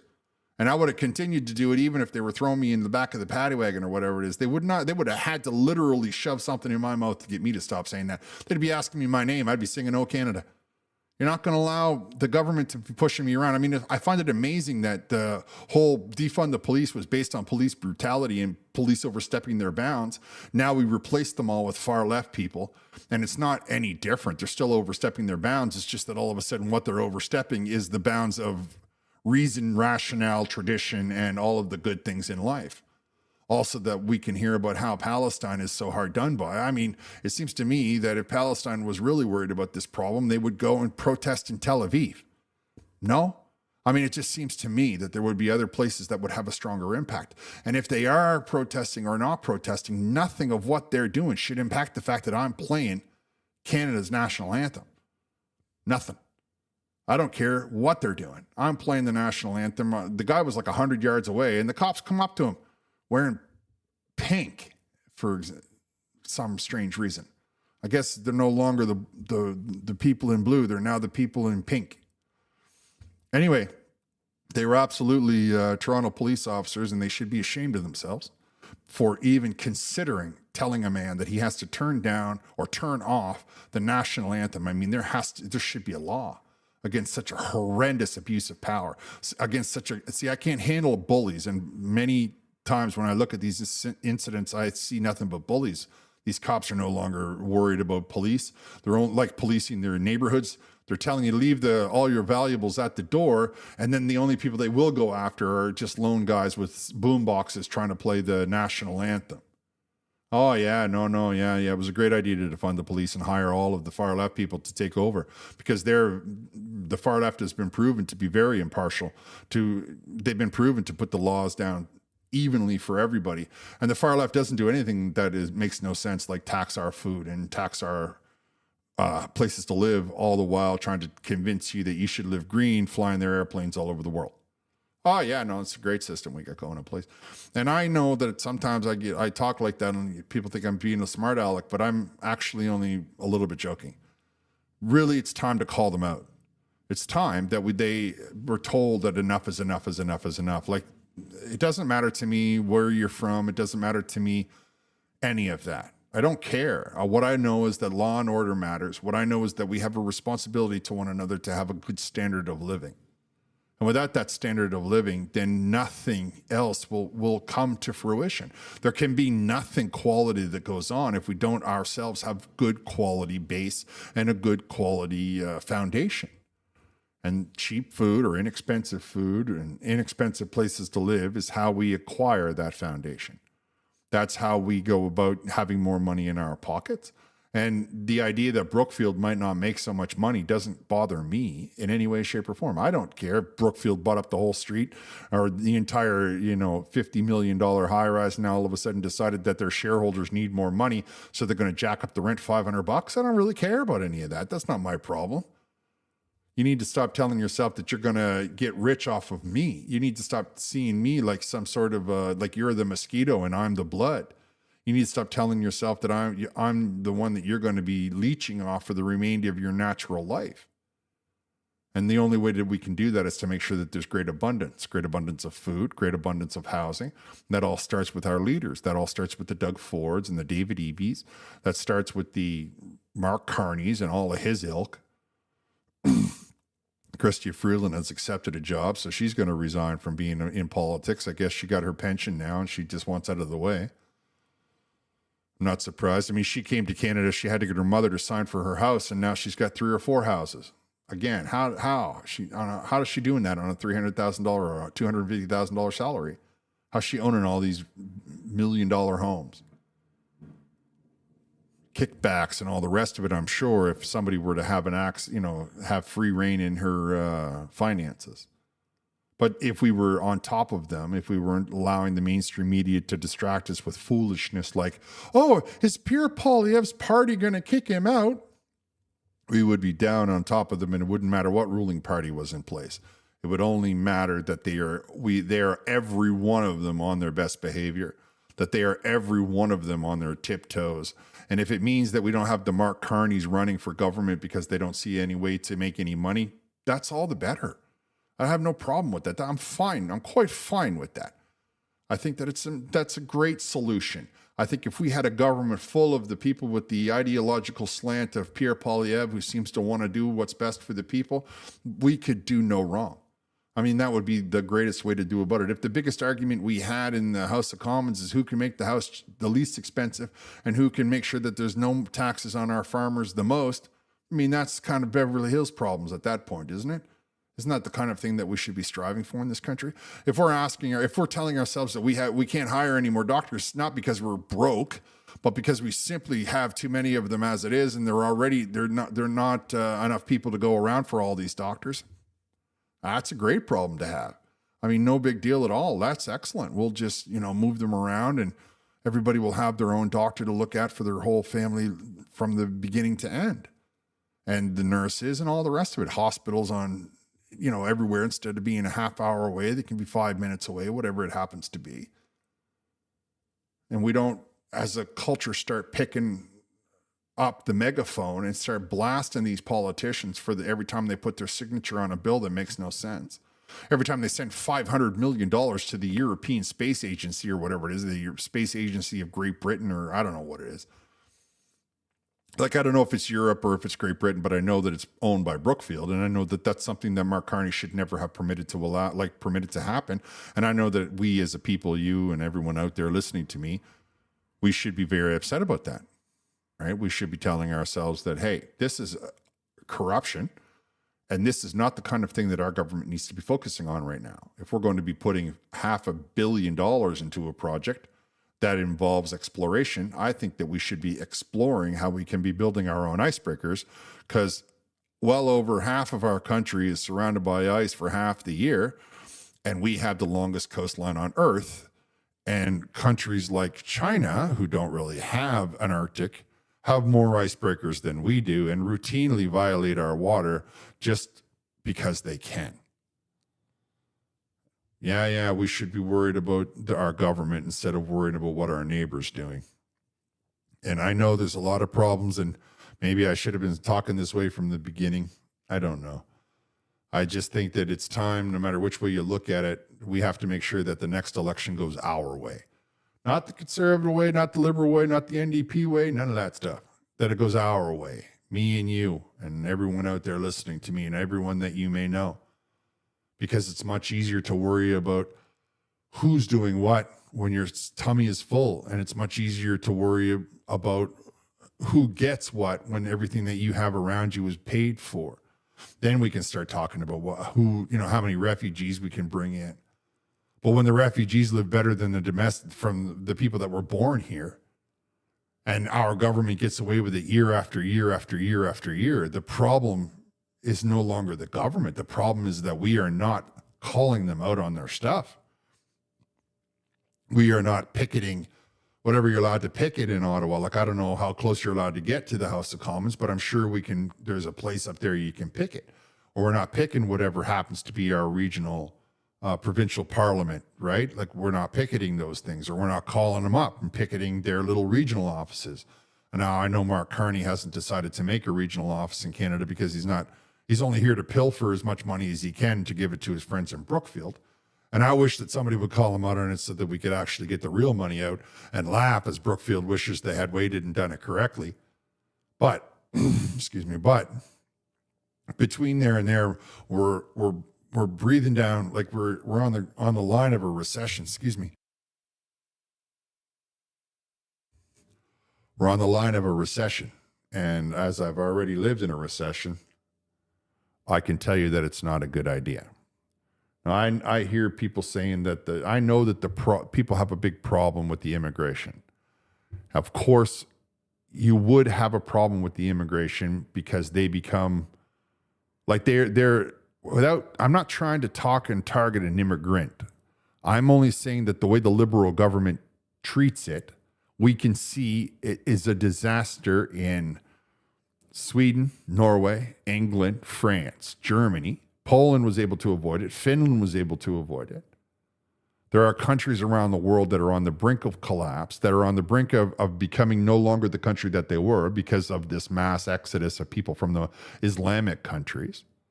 What I want to understand is how come it is that we don't, if there's already 1 million people coming in, why are we not saying, hey, listen, there must be a problem with your government and let's export our ideas to your country. Oh, but all of a sudden you can't overthrow that government because that is interfering with people's regional rights and all the kinds of stuff that you hear. And it's funny how those very same people will ignore all of those problems when they happen in Africa or in South America. It's funny how it's only certain countries, the wealthy countries, the countries that have established rules and have established trade and have established all of the things that are required to have a prosperous government or a prosperous country. These are the only countries that should somehow not interfere with everyone else. So I understand that people are uptight about the immigration. And like I told everybody at the beginning of this broadcast, I do not think that we should be giving, multinational corporations money so that we can pay part of the wages of a temporary foreign worker. People forget that. When it's a temporary foreign worker, the government, the taxpayer, picks up part of the tab of their hourly wage. And that takes jobs away from domestics and all that stuff. Now, I don't believe that the individual who applied to come into Canada said to themselves, ha, ha, ha, ha, I'm going to be going after the tax dollars. I think they said, I need something better than what I have. That's what I believe. So I don't point my finger at the individual. I do point my finger at the policymakers. And we all collectively need to point our fingers at the policymakers because it's the policymakers. It's the Mark Carneys. It's the people like that. The Joly, Minister Joly, Minister Champagne, Minister De Bruzen. These are Sean Fraser. Oh man, don't get me started on that guy. These are the individuals that are making these policies. These are the individuals that need to hear our dislike. And these are the individuals that need to be confronted by it because these are the individuals that are causing the hardship. Not only for us, but also for the refugee. I mean, if the refugee has nowhere to live, how can they be living something better? How can they tell themselves that going into an apartment 26 deep is somehow good for them? They're not telling themselves that, but they're so desperate that they have no choice. And who can, I don't blame them. I get what desperation feels like. But the policymakers are the ones that are responsible for all of this hardship. The policymakers, and by extent, because we haven't been badgering them, us, right? I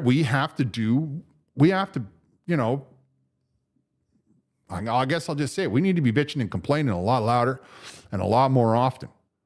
Because so long as they think they can get away with it without causing any ruckus, the longer that they will continue to do so. And I get it every time they try to, they run a lot of interference, right? They say a bunch of stuff that wasn't true. Like somehow they're turning, like the CTV and a couple of the other mainstream media outlets are trying to turn the fact that Mark Carney didn't want to talk to the King of Sweden and ran off to the UAE as a Trump problem. Not 100% sure how that math works out. I don't agree with that. And, if I sign in to CTV, I can write that in the comments. They might have to turn the comments off, but that's a victory, isn't it? Without interaction, they will no longer have the people that they can hear.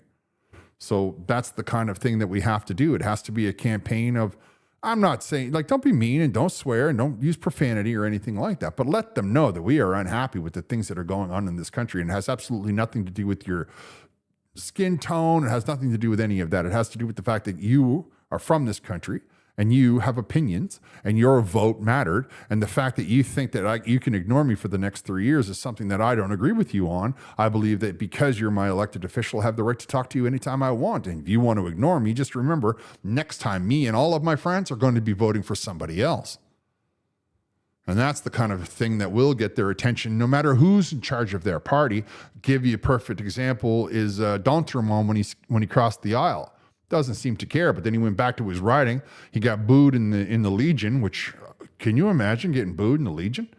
I mean, you're in the Legion. These are individuals who oftentimes have a lot of patriotism. You stand up to talk to them on Remembrance Day and they boo you. Oh yeah, then he's been very quiet ever since. And in a minute, he'll be forgotten, And so the media will have nothing to think about. But the fact that Mark Carney has gone off to Europe and still there's no income, that's something that we need to be discussing. And if the media is not going to help us, well, you can come to my channel and say it anytime you'd like. George Peter Gaddis, $5, excuse me. Picketing and protesting parades, a red herring, misuse of resources. They do not achieve anything other than the people feel they did something. But that's the important part. That's the important part, George. George, yeah. People need to do something. Now, if they tell themselves that it doesn't change anything, I'm not going to worry about doing it, then the politician doesn't see you doing it. And they think that whatever the CBC is, whatever trite the CBC is spewing is somehow is being accepted by the peoples. And then they hire one of these polling stations to try to say something that, because of the budget, the whole wide world's going to vote liberal. And they run that all over, the social media sites. And anybody that doesn't know any better falls for that. Meanwhile, there's enough social media out there to know that you can have your own channel cover whatever protest you happen to be in. Just set up every phone you can think of, man. Everybody just bring a little tripod, put your little phone on there, do your 2-hour protest with your placards, and everybody post it. Then there's nothing they can do, right? They can't tell you that it didn't happen. All they can do is say to themselves, oh no, this is becoming groundswell. This is becoming bigger and bigger. And the next thing you know, we've got their attention. And once we have their attention, they will have to realize that if they do not meet our needs, which in this case, I'm talking about cheap food and cheap housing and a decent standard of living, then they will be replaced and the next crop will be given an opportunity, but a shorter opportunity, not a decade opportunity. You got 2 years. If you can't get it done, we'll move you out of the way and we'll bring in a new crop. And I know, George, that you think that it's kind of, that you see it happen and it doesn't make any impact. And you say the same thing when people sign petitions. But I tell you that it's not that it doesn't make impact.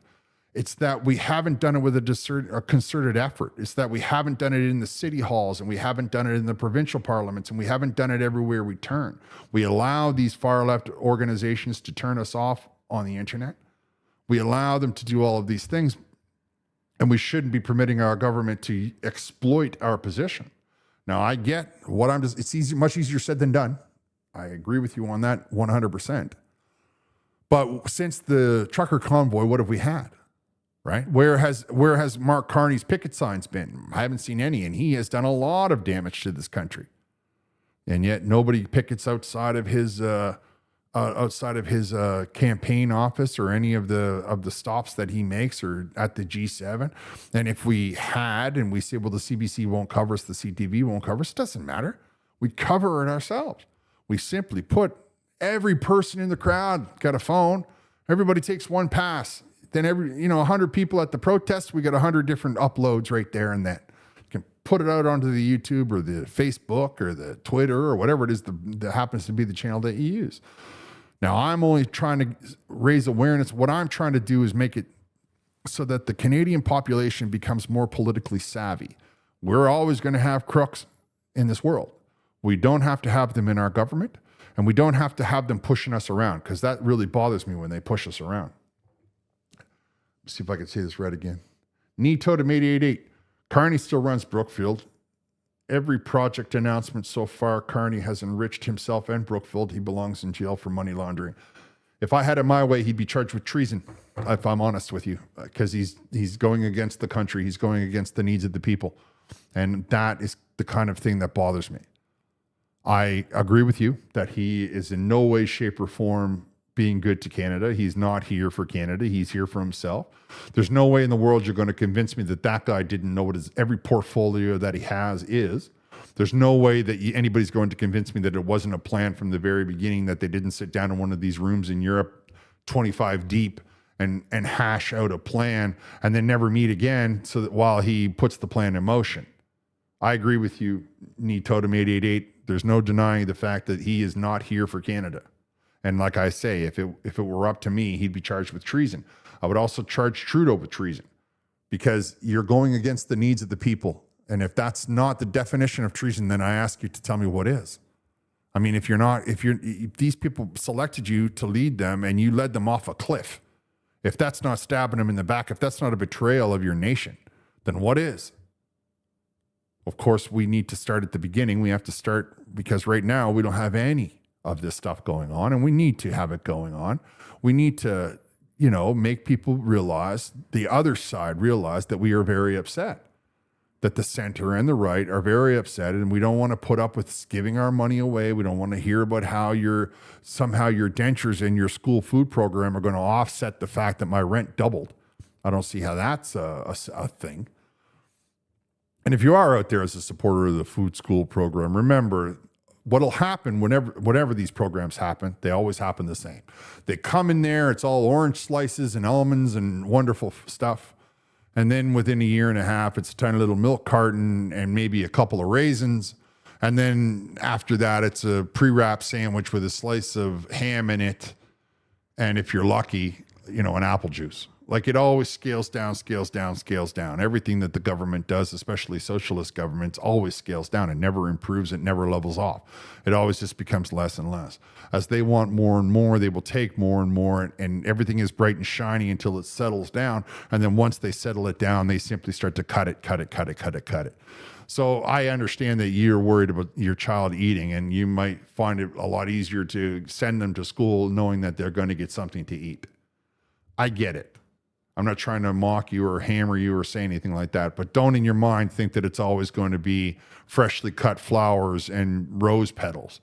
Sooner or later, it's going to be daffodils, if you follow what I'm saying. So don't try to support the food school program. You're better off to try to support them giving you a decent standard of living. Make it so food isn't so expensive so that the money that you do have will go further and you can make your child their own lunch and you don't have to worry that it's going to be a terrible lunch simply because the school board that was given the budget spent it on, a new Cadillac or whatever it is that they do. Schwangster, thanks for your time, sir. $6.99, thanks. You are what all Canadians need to become, aware and active. We are all going to become aware and active. All of us.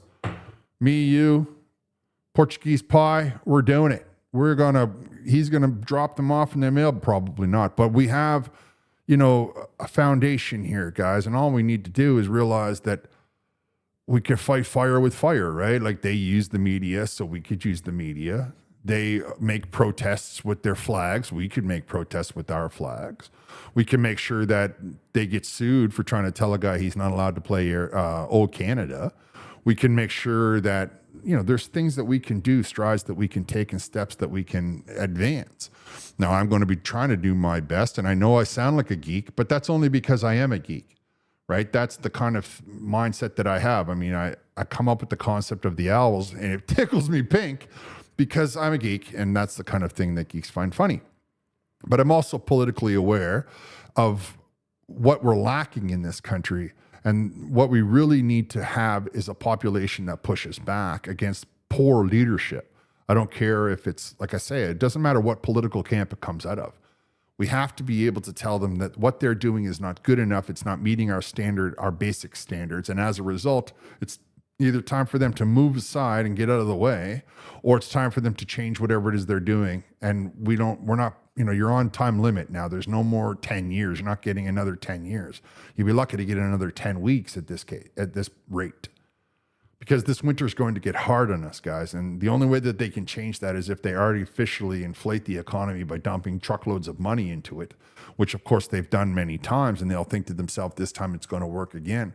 Except of course the investment is all shifted to the United States. And as a result of that, there's going to be very little investment coming into Canada. So that dump truck full of money is actually just going to flow south into the United States and won't stimulate the economy in Canada at all. However, I know I'm all over the board and I'm jumping around, but that's only because I think that it's time somebody said it out loud. And I suppose that in my life, I don't mind going first. So hopefully other channels and other people, and when you're sitting around the coffee shop or when you're sitting in your lunchroom, you will echo these sentiments and you will direct these people to my channel, and you will, tell them that you think no matter what the politics are, we all need to eat. We all need cheap houses. And there's no reason, no matter what flag you fly, that you wouldn't think that cheap food or inexpensive food and a nice, affordable, dry house is not something that we all deserve. I mean, that's how I look at it. And I know, like I say, I've been away from the channel a little bit for the last week or so. But that's mostly because life is getting in the way, and I guess I'm going to have to go full time and go at it pretty hard. I think next though I will switch. I think I'm going to start switching to 8 o'clock.